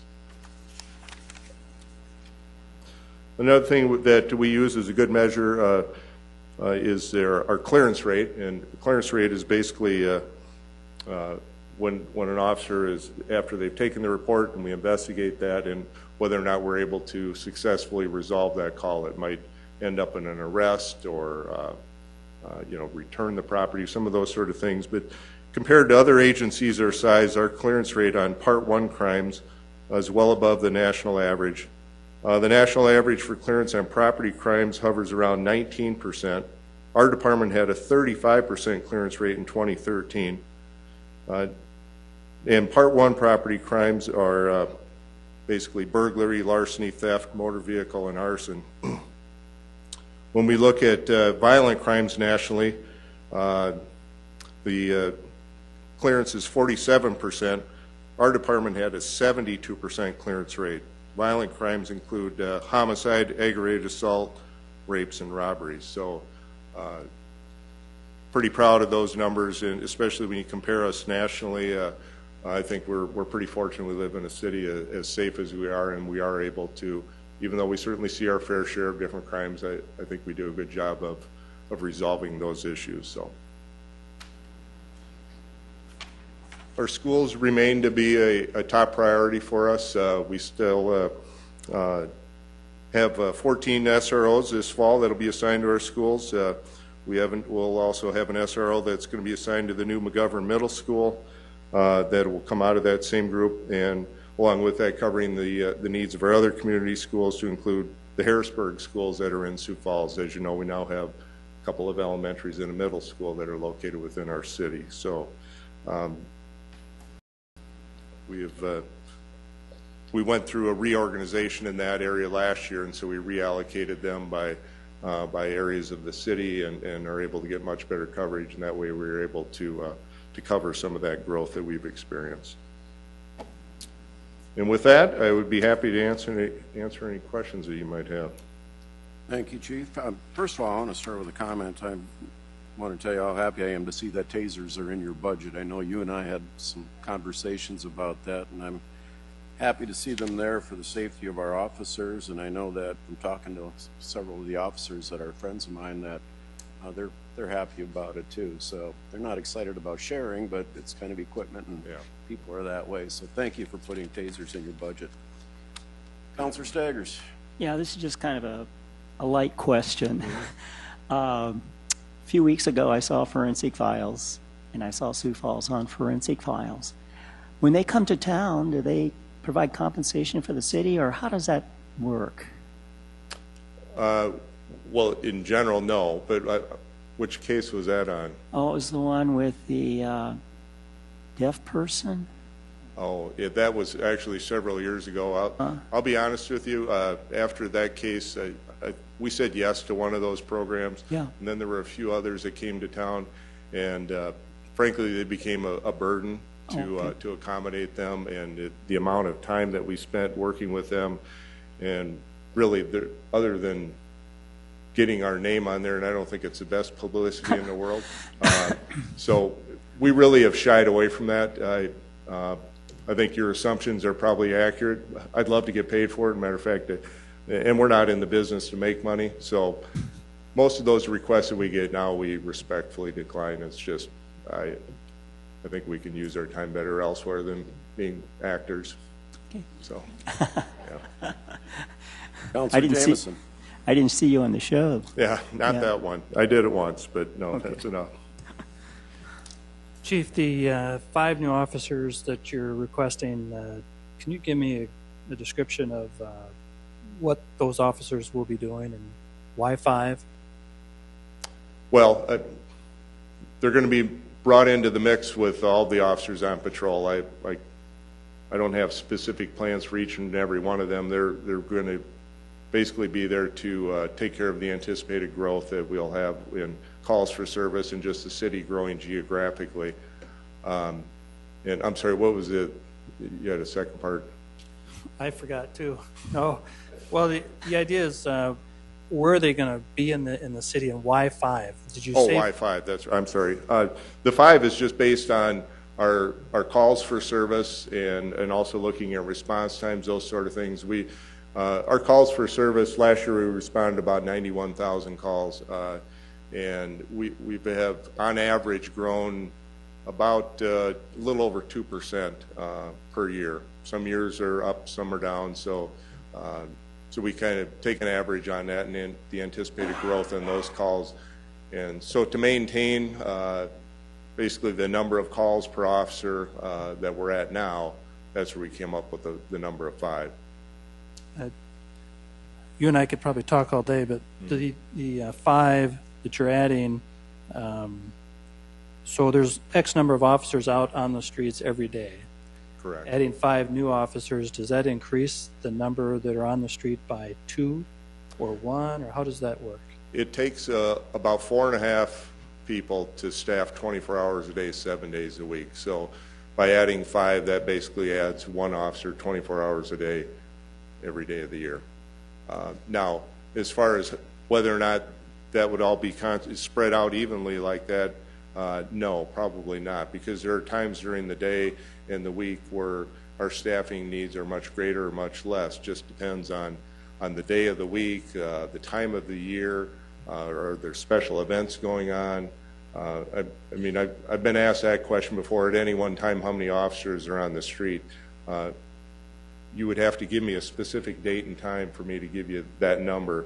It can vary, and I don't want to give exact numbers. We don't like to get too specific. I don't need some of the people on the other end counting how many calls are on and then can figure out how many officers are on the street. But there are times where we could have as few as 20 on the street, upwards of 50 to 60 on the street. It just depends, if there's a saturation event going on, maybe there's school resource officers out, there might be detectives out and about, so the number definitely varies. And if I could, certainly I'm an advocate for adding more officers, more patrol officers for the function of trying to prevent crime from happening, and that's a whole nother story, but the COPS grant that you're applying for, we may not know until after the budget's approved, but how would you feel if the council authorized funding for those 5 officers, and then if the COPS grant comes in, we can wouldn't you feel more confident about actually having the funding to get those 5 new officers versus waiting to find out later in the year that we didn't get it and I guess we'll just do with what we have? How would you feel if we authorized the funding for those 5 new officers? Well, the number that I requested, well, actually initially we requested 4, and then later after discussions, the number was raised to 5, which is what our numbers showed that we needed. But I have to take into consideration the needs of other city departments, and I know we aren't an island of ourselves, and so I think 5 is a very generous amount to add to our department. Frankly, there aren't many years where we add more than 5. So the question would be, where's the funding going to come from if we're going to add those? Is it going to be at the expense of other departments? Because frankly, we rely on a lot of other city departments. I mean, there's a lot of support services that we use, and some that you've heard already today. So I would hate to see that happen at their expense. If I felt that we definitely needed 10 officers, I would have requested that. I think you maybe have heard the mayor say before that he has always supported what we have brought forward, and we don't come in with this huge wish list. We come in with what we truly think are our needs and what we can justify as needs to grow. And 5 is what we requested, and 5 is what he put into the budget. And I look at the 5 COPS grant positions as kind of our insurance package, and I think it would allow us to grow maybe in some other areas that other than some of the basic needs, but I certainly don't see them as a make or break for us. Thank you. So if you're awarded the federal grant, you have 5 more officers, that would add 10 to that. What's the ongoing source of that? Is it just, here's your pool of money, spend it wisely, or how is that written going forward if you are awarded 5 more officers? It's a 3-year grant, and it pays for 75% the first year, 50 the next, and then 25. Basically amounts to about half is what it will pay over the 3-year period. And so it's while they're on staff. So we assign a certain person to that grant. So oftentimes it might take 4 years or maybe even longer before we totally exhaust the funds that are in that grant. We have 2 officers that are still on a grant from 2011 that'll be phased out yet this year. So it's a good graduated approach to slowly absorb those costs, allows you to grow and not have to take on the full burden of that expense right out of the start. So would this add 10 then if that grant is approved? The 5 that you're requesting right now with an additional 5 more? Or Correct. Is this just for the funding for the 5 potentially? No, and that's where this differs. Last year when we proposed adding 4 to our budget, it was with the same provision that Councilor Jamison just proposed, where we requested the 4 through the COPS grant. If the funding didn't come through, then the money would be in the budget to cover them. And unfortunately, the grant didn't come through, so that's what we did. This year, we're requesting 5 and an additional 5 through the COPS grant. So, My last question, I'm sorry. How many are you losing in your department this year for retiring? we've had 18 retire so far this year. We have our 19th is retiring this Friday, Officer Doug Flora. Fortunately, we're nearing the end. There's only a couple more left for this year.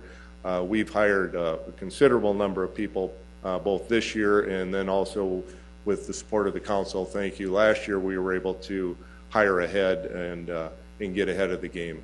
We've got 14 officers that we hired about a month ago that are in their training phase, but we've actually are starting to see some benefit from the officers that we've hired. As of today, we're actually only down 3 officers. So granted, several of those are in training, but our staffing numbers are finally starting to level off. So on that, if I may, when we look at some of our response times and some of those sort of things, all things considered, the year that we're going through with the staffing challenges, I think you're probably going to see some of those numbers go up for this year. But I think as we get these officers out and on their own and back to our normal staffing level, it'll start to look better as we go into 2015. And our officers have taken on, frankly, a little larger chunk or more of a burden this year than they have any other year, and they know that there's light at the end of the tunnel. And so if we can get through this year, and we're already nearing that, hopefully there'll be better times ahead. Thank you. Councilor Rolfing? Yeah, I want to just speak a little bit more on the COPS grant. I know when I first came in, that COPS grant was a big deal, and I kept saying, let's make sure that we plan for that at the end so that we can get them into the budget and gradually bring them in. And I see now that we're going to be able to, you're going to do that with the way it's paid out. So that'll, that's another one of those things that, yeah, we can take it out of the reserve, we can do this, but it's an ongoing cost. The federal government is very nice. Here's a little bit now, pay for it, but you're going to have to do it ongoing from there. And we expect to be able to do that, but we want to make sure, working with Tracy, which I know you'll do, that the money's going to be there in the budget to keep those guys on, because we're going to need it as we grow. And then, I don't know if you caught this, Councilor Erpenbach, but I believe the chief said something about number of calls has gone down significantly or dramatically over the last 4 years. And I just had to say, isn't that about the time you and I came on this council? You don't think it has anything to do with that? I reserve the right to remain silent. I guess we can't take credit for it, but it's a good sign anyway. It's a good sign. Thank you. Well, that might have been too. That might have been it. Well done. Well done. Well, I don't even know where to go with that, Councilor. My first question, I really have two questions. My first question kind of goes toward the conversation we're having about the numbers of people that we're hiring and that we have. And I know that you think about this, and I kind of future a little bit like Councilor Rolfing does. At what point do we, because I'm with Councilor Jameson, and I've told you this, hire as many as you want. I'm totally into buy more cops, you know.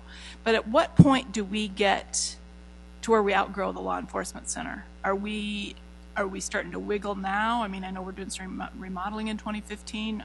Do we need to be thinking about that in terms of maybe it's not adding to the law enforcement center, maybe it's a new cop shop somewhere, you know, out somewhere? Are we in those sorts of thoughts yet?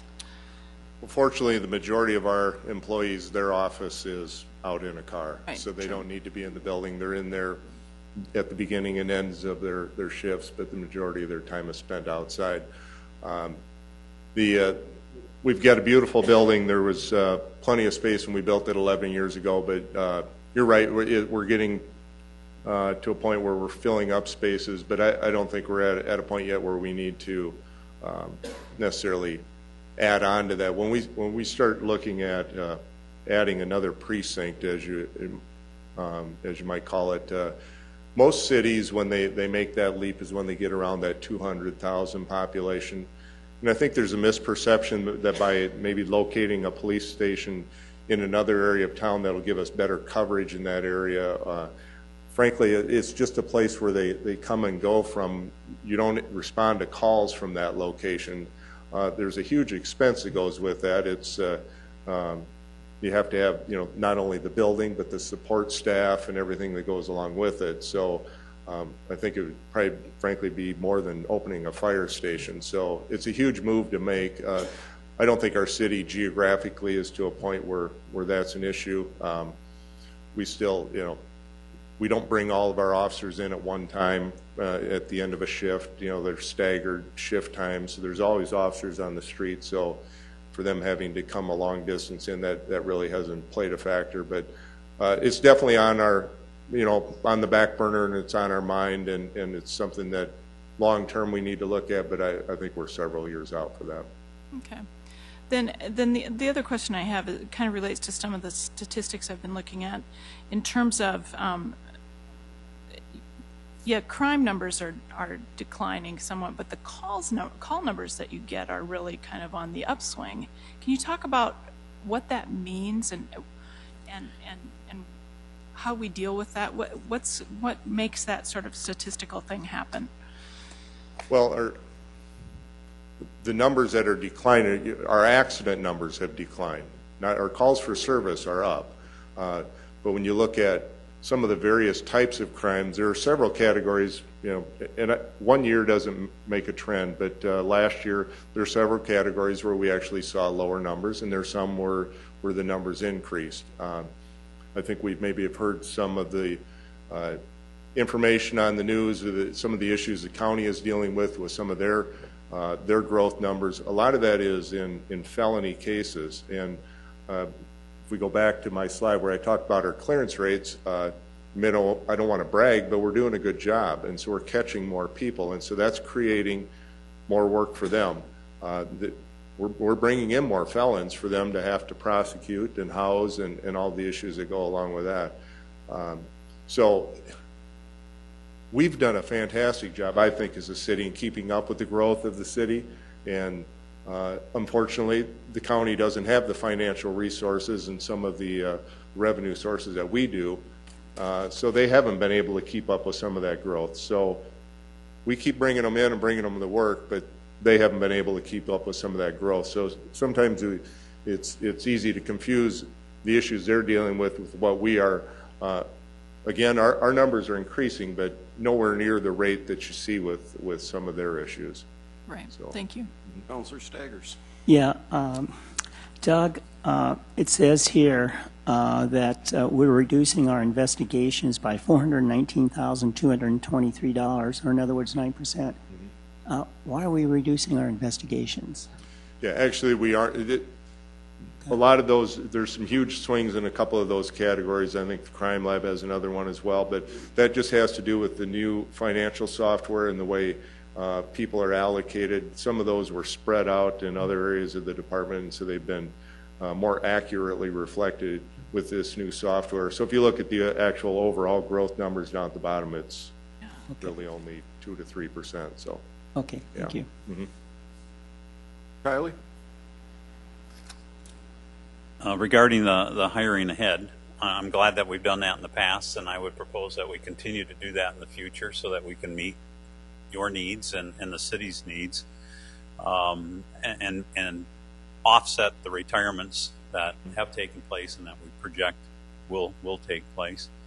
And again, to make it clear, the 5 additional officers, those are new FTEs that did not exist before. Correct.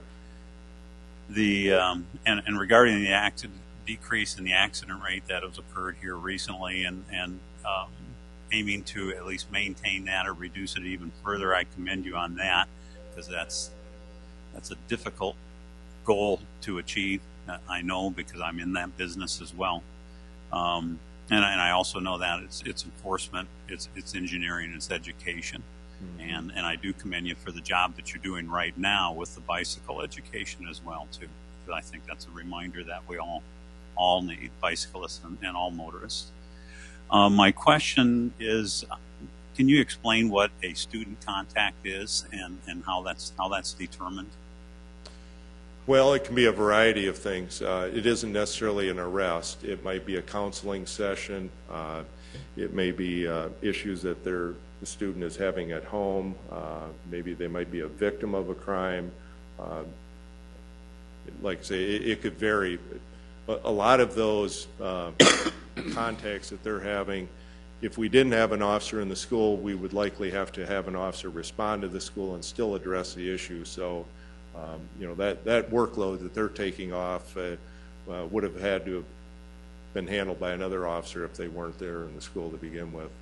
So this is something that's totally different than the contacts that your school liaison officers would have on a daily basis with students. Oh, I'm sorry. I thought that's what you were. It's more than just a casual conversation with a student. It's addressing a particular issue that they might have, and yeah. And I guess at some point in the future, I would like to meet with you so that we could discuss that program, what has been done in the past, what's currently been done, because I know, as having been a high school teacher for 33 years, that is a very productive program. Well, I'd be happy to. I certainly appreciate your support. It's frankly, I think probably one of the best programs our department has undertaken. It's had a huge impact on not only the students, but we look at the proactive work that those officers are doing and the crime that it's preventing. I think is huge. And if I may also just put in a quick plug on that you touched on our accident enforcement and so forth. We just announced this morning that we're embarking on an initiative to concentrate our efforts on pedestrian and bicycle safety, just frankly in response to the accident numbers that we've seen recently and some of the issues of that. So we're going to be using some of those grant dollars to put extra officers out on patrol, specifically looking for violations. The first week is going to be more of an education piece. I think that's key. We don't want to, write a bicyclist a ticket or a motorist for maybe some law that they don't totally understand.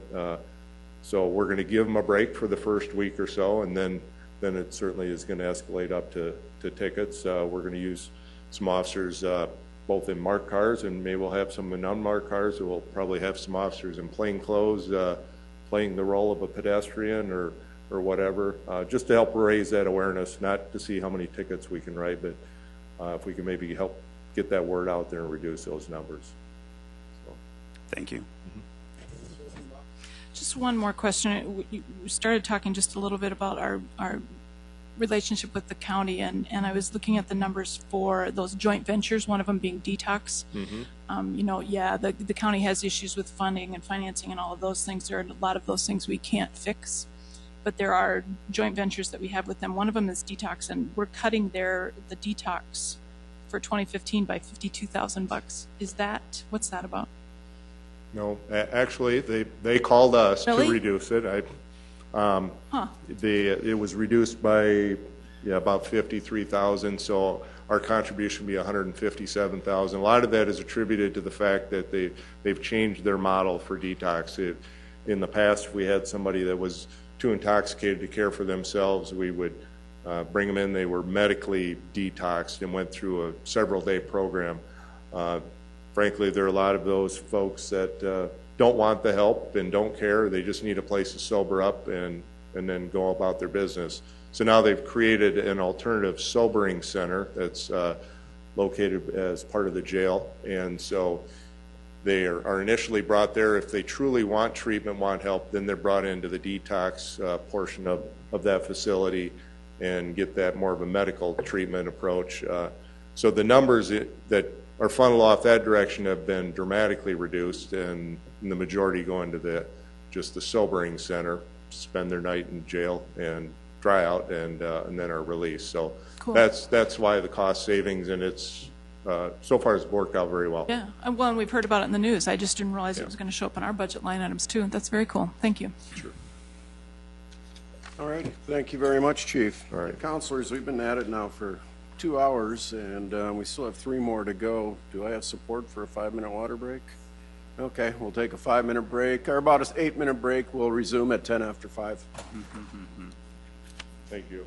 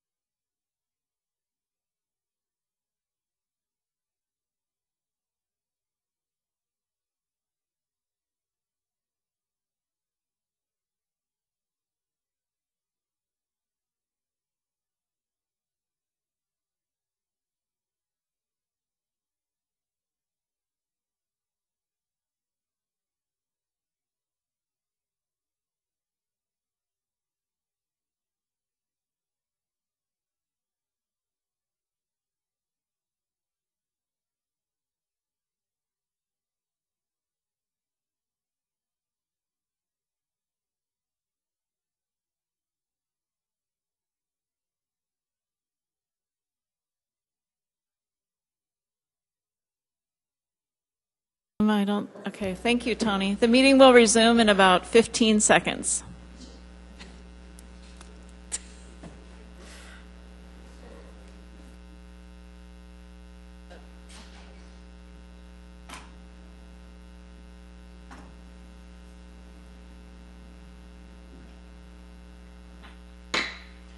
Okay, we will resume our meeting. Next up, Chief Sedaris, Fire Rescue. Welcome, sir. Thank you. I'm Jim Sedaris, Fire Chief. And just a couple notes of thanks. This is one of the first years we really integrated our financial analyst, Krista Stussy, into the process. And the financial team of Tracy's team of Krista and Janelle and also Tom Huber really gelled together with Division Chief Jeff Hellman. It was actually kind of fun. They went out to the training center. They've been in our fire stations, so they kind of got more of a feel for kind of how things operate. So we really got the synergistic effect of that we haven't had in previous years. So I have to thank Tracy and his team. It worked really well. Some of the things that we do in the fire service is, of course, we're there to protect citizens and their property, and we stay very busy doing that. We also offer emergency management as we start to see more and more situations grow with hazardous materials and disasters. That's part of what we also provide. We also have an extensive prevention team that not only does prevention, but they do arson investigations and follow up to those. And then we also educate the public, and we'll talk about all those areas. We're looking at essentially a $28.1 million investment into the city for 2015. Well, one of our biggest growths is our capital budget. It's $2.5 million. We're looking at putting sprinkler systems into our stations. Currently, some of our stations don't have sprinkler systems built before they were needed. And when we look at those fire stations, we have people sleeping in buildings next to trucks with no fire protection systems. So we're putting those in. So essentially, we're following the same rules that we're mandating the public to follow. We're also buying a ladder truck. It'll be one of the largest ladder trucks that we have. It'll be a 125-foot ladder truck. And that's going to be $870,000 just for that truck. We're also going to be buying another fire engine. We replace those. We're lucky enough that we're getting a little longer life expectancy on our trucks than most cities do. That truck will be $470,000 too. Well, when we look at this, the biggest part of our budget, 86% of our budget is in personnel costs. So we're still going up. Some of the things that we're seeing is we do have a contract with the firefighters union, which dictates our wages and increases, and also we're seeing an increase in just the overall operation of our department.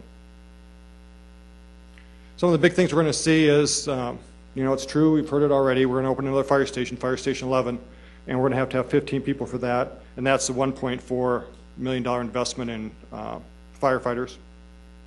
We're also looking at repair and our maintenance. The one big item is Central Fire Station right up the street. That's going to need to be tuck pointed throughout the building. Station was built in 1912, hasn't had a lot of major structural outside refurbs to it, but it's very expensive. Currently we are having problems with the cement that holds that together falling off, so it's time to get done for that. We're working with facilities and Sue's team to put those numbers together. We're also looking at station supplies and materials, primarily for Station 11. Once that opens up, we're going to need a number of things for that, just for personal protective equipment and all the other equipment that goes into a fire station, generators and compressors, and essentially we're building a big house out there to keep 12 people living around the clock. And then turnout gear replacement. Currently we have turnout gear that we're getting, which is what our firefighters wear, coats, pants, boots, helmets, the whole works. We are maintaining that ourselves. We get to a life expectancy, but at about 7 years it needs to all be replaced. So we have a regular replacement, but that is also in our budget. And then training. This is kind of a different thing. When the training hazmat budget, that was a grant that used to go to the county. We would then request money from the county to do the training. That's changed now, so that money comes into the city as a grant, then we request it and it gets spent out through that. It's new this year. It's the first year we've done it this way that it's changed. And that's just, I want you to be aware of it. That's $60,000 grant money. And then also our utilities are going up, and that also includes for the inclusion of Fire Station 11. So our recommendation is, the mayor's recommended budget is $25.7 million. When we look at Station 11, it's going to be opening up this spring. It's going to be right, if you don't know where it's at, it's right next to the new McGovern School. It'll be covering that section of town. We plan our fire stations out quite a ways in advance because we know that for us and for like police, time is a critical business. As soon as we get the call, we're already behind the curve. That station's going to impact that whole northwest quadrant of the city. It will include, when we look at that operating budget, the 15 firefighters at $1.1 million. Also, equipment, repair and maintenance at $29,000. We talked about some of this just earlier. The personal protective equipment, fuel and supplies is $31,000, and then utilities to keep the station open is $21,000, which is pretty expensive to run a fire station, but that's the cost of running a pretty sizable building out there. When we look at how do we respond to our calls, we get a number of calls. We get everything from traffic accidents, traumas, delivering babies, all the way up to hazardous materials calls to fires. Our accreditation, because we're one of less than 200 departments worldwide that's internationally accredited, we want our response times to be under that 512 mark. So when we start rolling out, 512 is our mark. We're beating that. Part of that is putting stations in place while they're needed. So in 2012, we were at 4 minutes, 58 seconds. 13, we're up to 5 minutes even. And now we're just looking at bumping it just at that 5 minute mark. So time for us is critical, and we're looking at a number of different ways to manage our time of getting the calls. Little things like controlling the stoplights help us, and we're looking at even working with GIS and some other issues of how to control stoplights even better in the future. So our target's 512. When we look at putting those stations in place, we are already looking at Fire Station 12 that we talked about coming up on stage at 2019. Our times there, the growth of the city, we overlap that with both GIS and planning. And right now out there, we're looking at about an 8-minute response time. The city grew slow out there, and now it's perking up and building, so we'll be right on track when that station opens up online. One of the things to keep in mind, though, the way we configure our crews, the way we do our staffing, the way we do everything else, is that with the city of our size, most cities our size are running about an $8 million fire loss. Sioux Falls, we're really fortunate. In 2012, we were at $3.5 million. We dipped down a little bit to $2.5 million, and we've actually been bumping down our 5-year average is about $3.5 million, which is pretty amazing. Part of that is based on a couple different things. It's based on placing our stations in strategic spots, aggressively staffing those stations so that our firefighters are well trained, so they kind of go right in and know what they're doing. So we have the same amount of calls. We're running about 11,000 calls a year, but we're managing those fire calls quicker and more aggressively to get that fire out. So that's the one nice thing we're seeing. We want to keep our targets are below 4.3 million, and we're hoping to keep doing that. So there's a number of ways we do that. And also our inspection team is really looking at, we're now inspecting all apartment buildings. We've been doing that for the last 3 years. We weren't doing that previously, and that all contributes to getting our fire loss down. One thing that there's a little concern about is our ISO rating, and that's how the insurance companies rate businesses. We're at a 3, an ISO of 3, which is very good. We want to get down to an ISO of 2. There's really can't happen until we start building Fire Station 12, because they look at a number of issues, and right now it'll be Manning. So we're looking at in that 2018, 2019 timeframe of getting reevaluated for our ISO rating. But we are accredited. We'll keep that accreditation status, and what they do is they come in every other year, look at our records, and we have a third-party validation for what we do. So now it's just what we say we're doing it, they actually make sure that we are doing those things. We're also really aggressive about teaching the public. We have along with the great fire rates, we have one of the highest survival rates for cardiac arrest in the country. This is based on a CARE study, a national study, cardiac arrest survival enhancement study. It's being done at a number of major cities. Sioux Falls is one of the best survival rates in the country. We're attributing that to a couple different things. Fast response times, obviously, for every minute you're in a cardiac arrest, your survivability decreases by 10%. We also have defibrillators in all the buildings. We have a defibrillator right out here. We're teaching the public CPR. We've invested in a program called Pulse Point, where if you don't have it on your phone, works on your smartphone and notifies you of a cardiac arrest in a quarter of a mile to a half a mile area. So if you know CPR, you can go there and start working on those patients. And then we teach a lot of people CPR every year, 3,000 people, and we want to keep that number up and maybe even bump it up more. And then we also are in the classes at the K through 5 and teaching all those kids basic things. What do you do if you have an emergency? How do you call 911? How do you get out of your house? And we're seeing the effects of those as those kids get older, that they know what to do and they've been trained for that. It was kind of fast, down and dirty. I know you probably got some questions. And I'm free for anything you might have. Council questions? Council Anderson. You talked about the CPR and yes, how we stand in that. Where do we stand as far as giving CPR classes, and how do we do that for businesses? We've done that for businesses, and I know you have the call for the Hy-Vee. We have a way that they can access us. We do have it on our website of doing CPR, and they can call into fire headquarters and see about scheduling in a class. We have 2 people that do teach CPR, and we're trying to get that out even more, but they can do that, and we'll gladly teach people. And we do have scheduled classes too. And one more, if I could. Please. Okay, you also talked about response times and the need for Fire Station 12. Correct. I was thinking about that as you said that. Fire Station 12 will be east of Highway 100 and 41st Street, correct? Correct, 41st and Faith, right on in that area. So the next closest one, I'm thinking, is going to be right on like 49th and Southeastern, yep, and also 10th and Sycamore. So it depends on where the call is in that area. There's part of that area right up north is still in Split Rock. It's not in the city, but those are the 2 stations that now will come in. We are watching our times to see how that's working. We're at about that 8-minute mark for response times into that station or that territory that will be Station 12.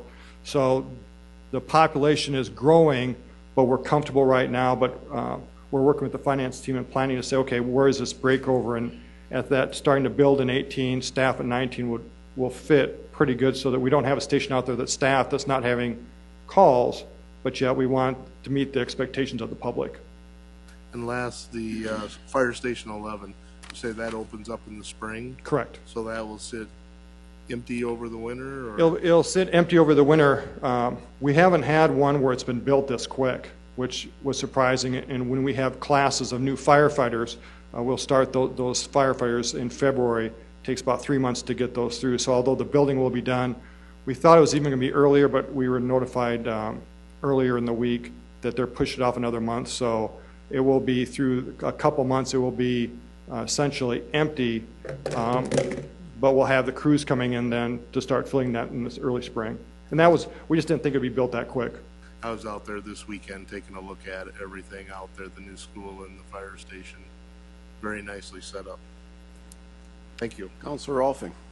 Yes, I noticed, just a quick question on your capital plan. I see there's a 15-passenger van in there. Can I ask what you're going to use a 15-passenger van for? Yeah, it's a great question. Currently, when we hire classes of between 12 and possibly 15. Well, we move those firefighters around. Although most of their time is spent at the training center, they'll go out and do live burns. They'll learn how to, they'll do live burns out there, but they'll go out and do to buildings that are being demolished, and they'll practice ventilation, cutting holes through the floors. It's easiest and safest to move those firefighters around in one vehicle instead of having them have to drive themselves to places and then link up. The 15-passenger van with essentially 12 people and all their gear works perfect for getting those classes around. We do one class a year. The classes last about 3 months, but next year we know we're going to be doing 2 classes because of the number of people we've had leave, and it just works well for getting people around.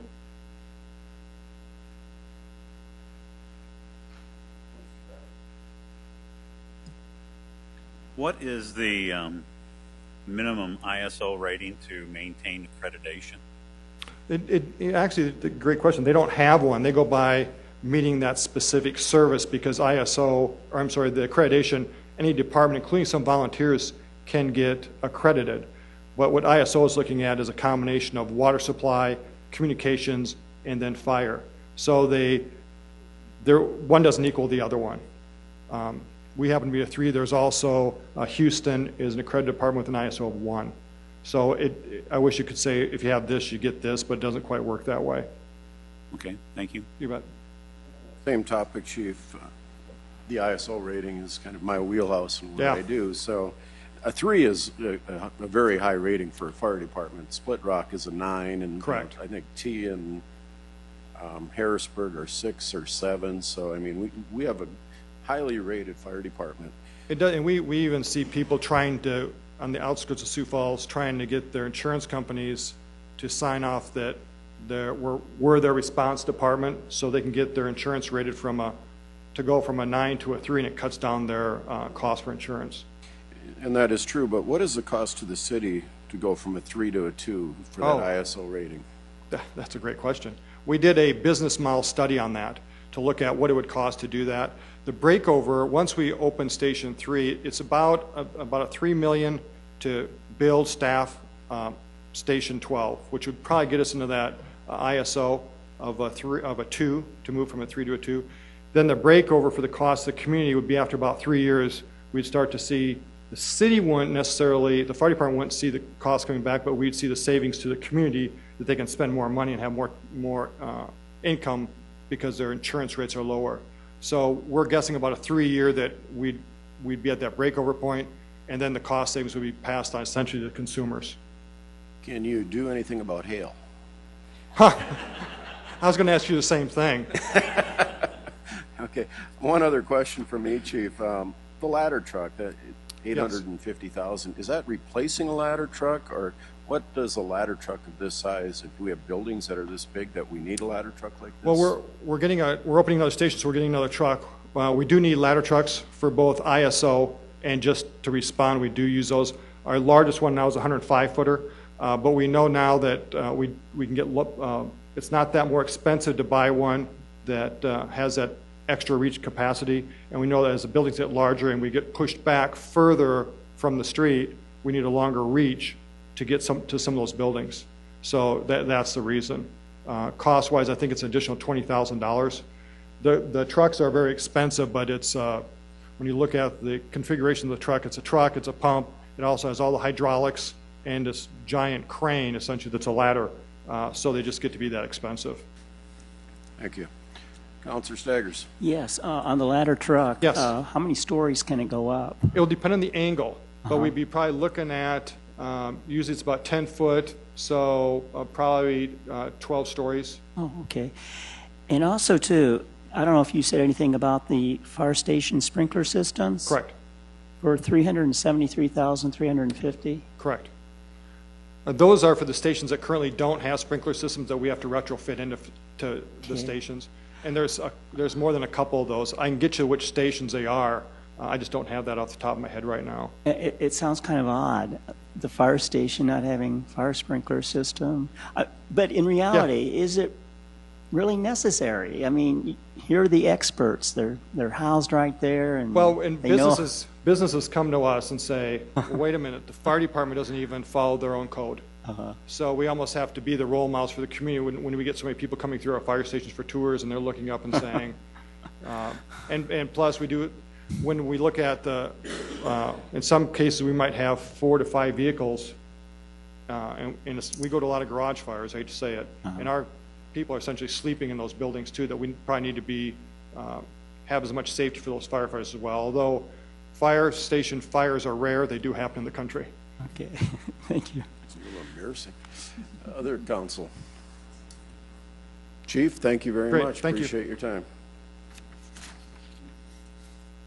Okay, Washington Pavilion. I'm assuming Tracy's going to lead that one off.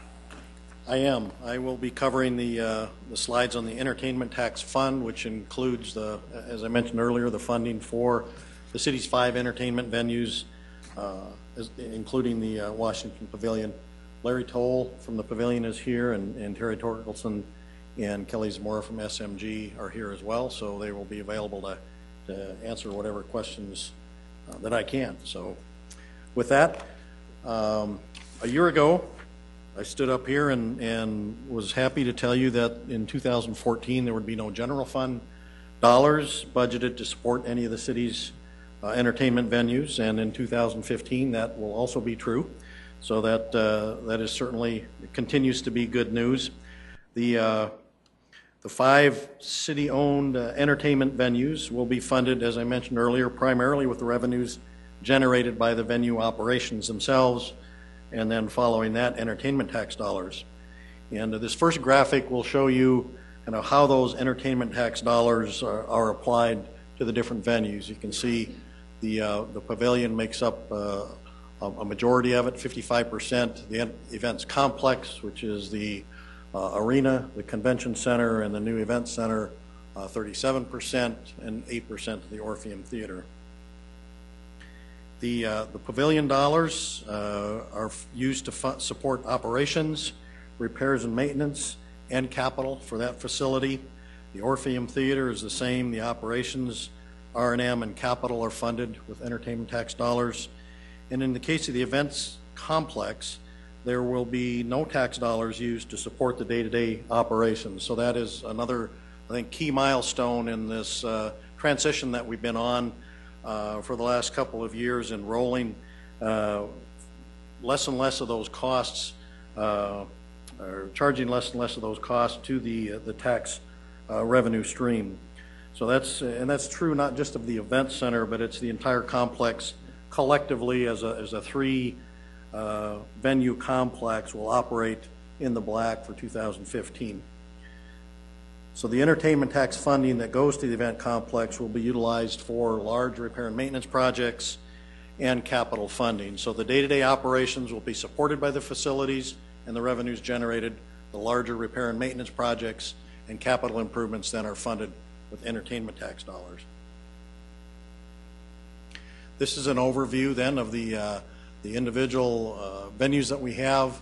You can see where the things are changing. The events complex is down slightly. Orpheum Theater is up about $200,000. The Pavilion up about $1 million.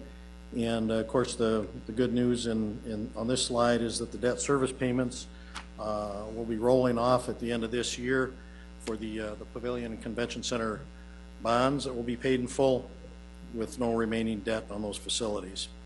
The overall entertainment tax budget then is down by $1 million.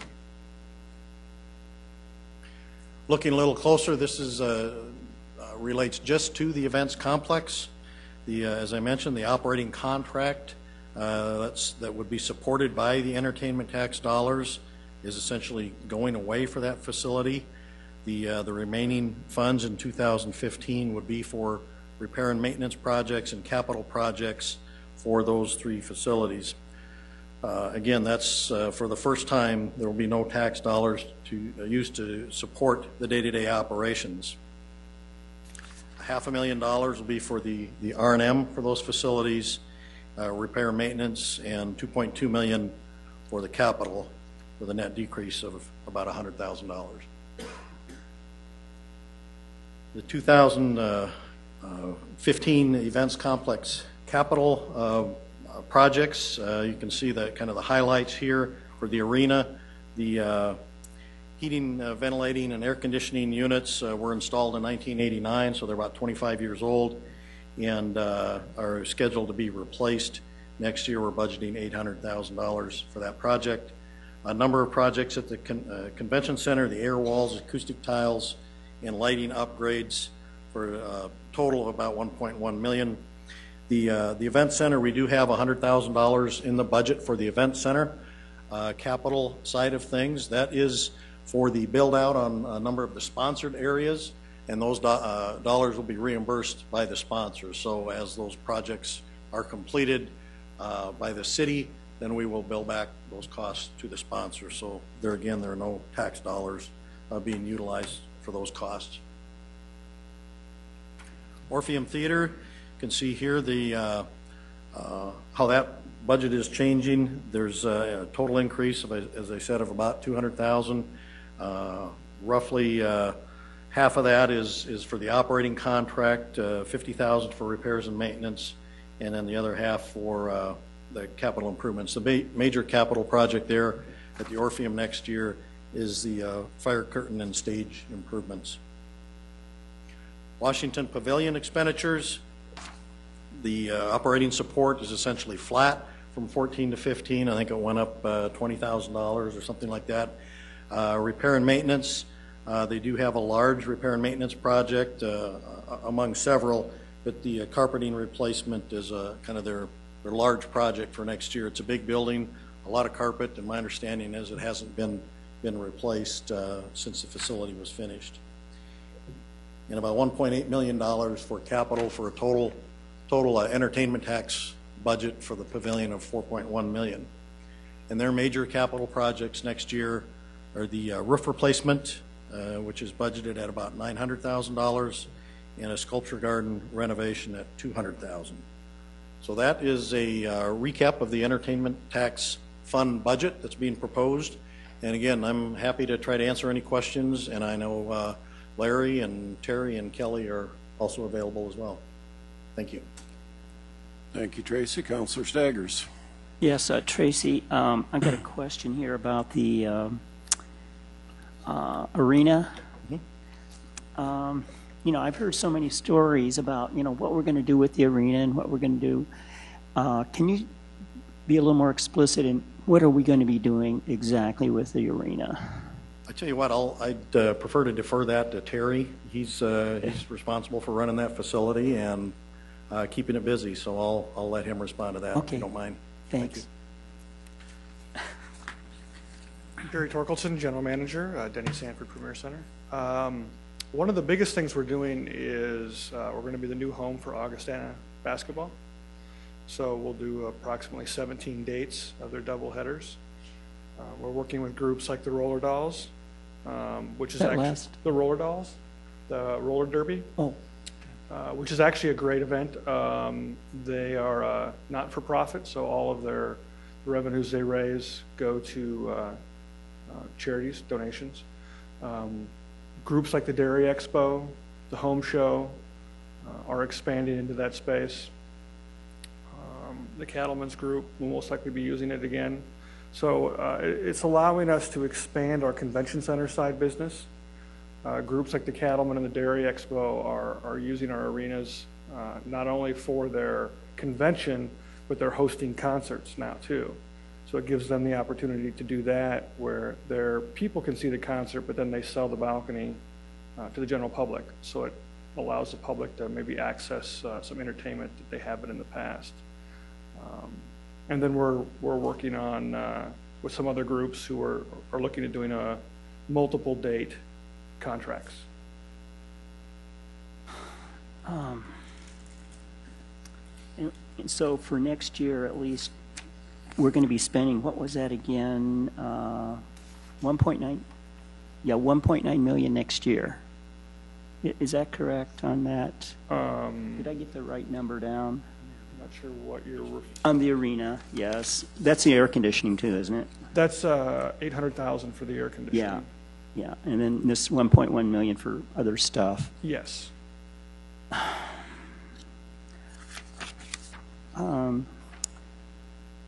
I guess I'm just a little concerned. Are we going to make money off of this? Off of the well, if we arena invest itself? 1.9 million, are we going to make some money?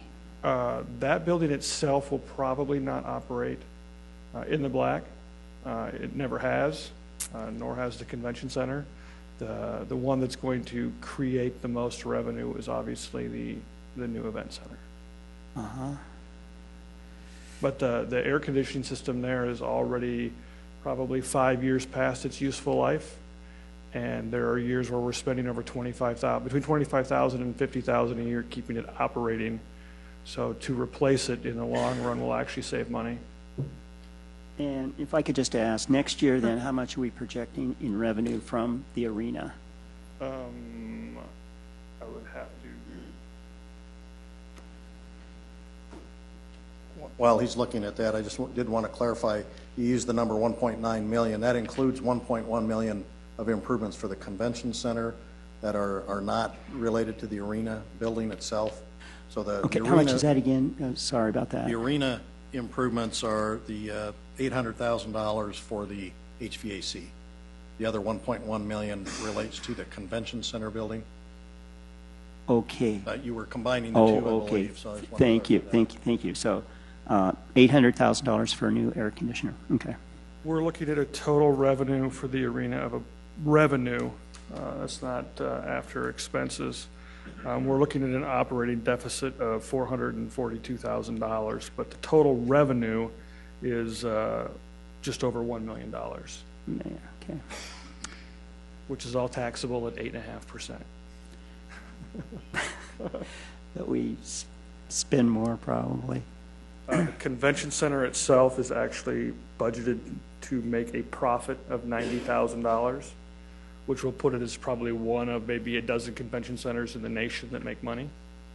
Sorry, again, can you say how much money we're going to make off of the convention center? $89,000. $89,000. And that's just direct revenue. That doesn't include all the intangible stuff. Yeah. If I could ask Terry, I know several shows combine the convention center and the arena, whether it be the sportsman show, you said the home builders. Do you include all that revenue in one, or do you split it? They're split. Everything's split. So we report all the facilities independently on our monthly reports as well as our year end. Can you contrast or kind of give us an idea of number of event days, or however you account for that number, were last year in the arena, and how many you're looking at in 2015? You'll see a decrease in 2015 for a while. I mean, you're probably looking at maybe a 20% decrease, somewhere in that neighborhood. Because Increase or decrease? Decrease for the old arena, because we're pulling two major tenants out, and it depends upon if one comes on board. If another one comes on board, being the soccer group that's looking at Sioux Falls, you'll see that number change. But there's a lot of interest in the building, whether it be for banquets or things like Augie basketball. So we have filled some holes. And then the Denny Sanford Premier Center is budgeted to make a net profit of $1.6 million. So the complex itself will do pretty well. And some of those buildings will help bring in bigger shows that if we tore that arena down and didn't have it, we wouldn't be able to utilize it. We're bidding on men's Division I NCAA basketball, and we need the entire complex, the meeting rooms and the facilities, to really incentivize a bid like that. Councilor Erpenbach. That's where I was headed with my question. I'm glad you went that direction, because that was one of those things we've had long conversations about, all that flat floor space out there. Correct. I guess I want us to hear more clearly that idea that it really does matter that we don't tear the arena down. Pheasant Fest we wouldn't be able to do when we continue to bid on. That organization is actually opening an office in South Dakota now, so I think that heightens our chance. When we bid on the women's basketball, we're going to use that as the practice facility. We're looking in 2016 at doing a combined girls and boys basketball tournament, so we need both arenas for that, and we'll also do events inside the convention center. So there's a lot of sporting type events that we're looking out in future years with the Activities Association with doing combined. When we do the combined volleyball, it'd be nice to have that facility for a warm-up space, because you'll be using the entire Denny Sanford Premier Center for volleyball. And then when we do the combined wrestling, it'll be a nice warm-up space, because the convention center might be being utilized for something else. So very key. I mean, it's maybe not going to be utilized as much, but it will help augment some of the bigger things that will actually bring more revenue to the community. Councilor Jamison. Terry, you said you, just trying to do the math, did you say you would net out of the three buildings 1.2 million or so? I think it's 1.3, just over 1.3. Okay, so of that 1.3, if it comes, you make that? You share that with the city? The extra, if it doesn't meet that number, say you don't make any money, what happens? Just can you walk me through the agreement that's in place? Well, we'll be in trouble if we don't make that money because that's our budget. No, it's a lot of that has to do with we're starting the year with a gross of about $3 million in premium seating and sponsorships, and then we also have sponsorships in the old arena as well. So it's based on event revenue as well, obviously, and food and beverage revenue. Sorry, but if I could, and I might not be tracking, I'm a little tired, it's been a long day, it's going to get longer. The 1.2, if you don't meet those projections, you get in trouble. I mean, but does the city have a contract with you that you're guaranteed a certain amount of revenue? And if extra revenue is made, do you share that with the city, or how is that? There is, if we make money above and beyond this, there is a portion of our incentive. Okay. That, we would make more money. Part of it's qualitative, part of it's quantitative. So our base management fee is just over $100,000, so it's a pretty low number. All right, thanks. Other questions on? There's still Demi Lovato tickets are still available for October 11th, as well as Disney tickets in November, and we will be announcing our next show here shortly. Event Center, Washington Pavilion, Orpheum Theater, any other questions? Going, gone. Well, oh, Counselor Staggers. I mean, I'll Larry retract came, myself. And so we have to hear you speak. I mean, you came today. I know you'd be disappointed.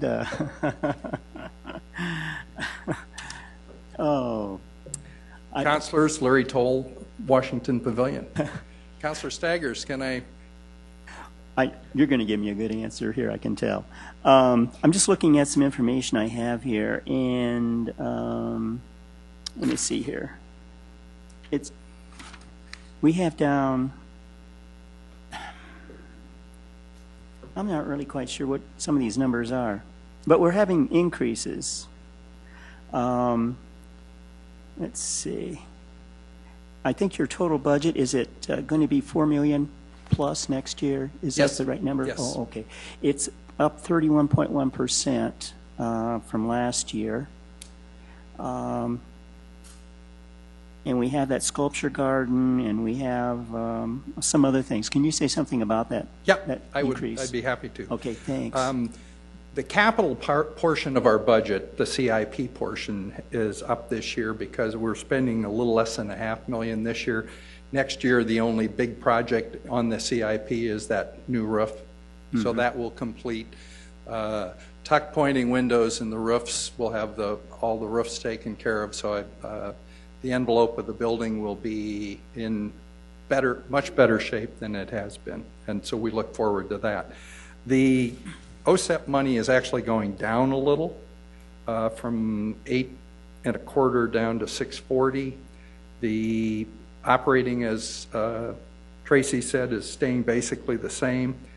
The R&M money is where we're seeing a big jump, and part of that is due to that's going up at 259%, but what part of that is will be the first year of 4 years of replacing the carpet in the building. So we have $384,000 carpet repair replacement is an R&M expense. So over the course of the next 4 years, we will recarpet the entire building again. So that carpet is held up to several million people and 15 years, and by the time we complete it, it'll be 19 years. So it's worn well, and it's well worn too. So that's in there. The other adjustment that we made in that line, the R&M, is that rather than in the old, what we've done the last 3 years for the traveling exhibits that have come to the Science Center, is that had been in the OSEP budget, and the city said, let's move that into your R&M, and then you can just negotiate from there. So that's why we're seeing a huge increase this year, year over year. The sculpture garden is an addition, and that, again, as we discussed a couple weeks ago, is there will be an endowment at the community foundation that will offset that cost as well. Okay. Thank you very much. You're welcome.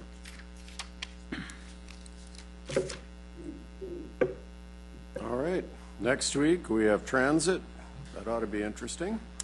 Planning and building services, library, parks and rec, including the zoo. So, next budget hearing will be next Tuesday, August 12th, 3 o'clock. Looking forward to it. Meeting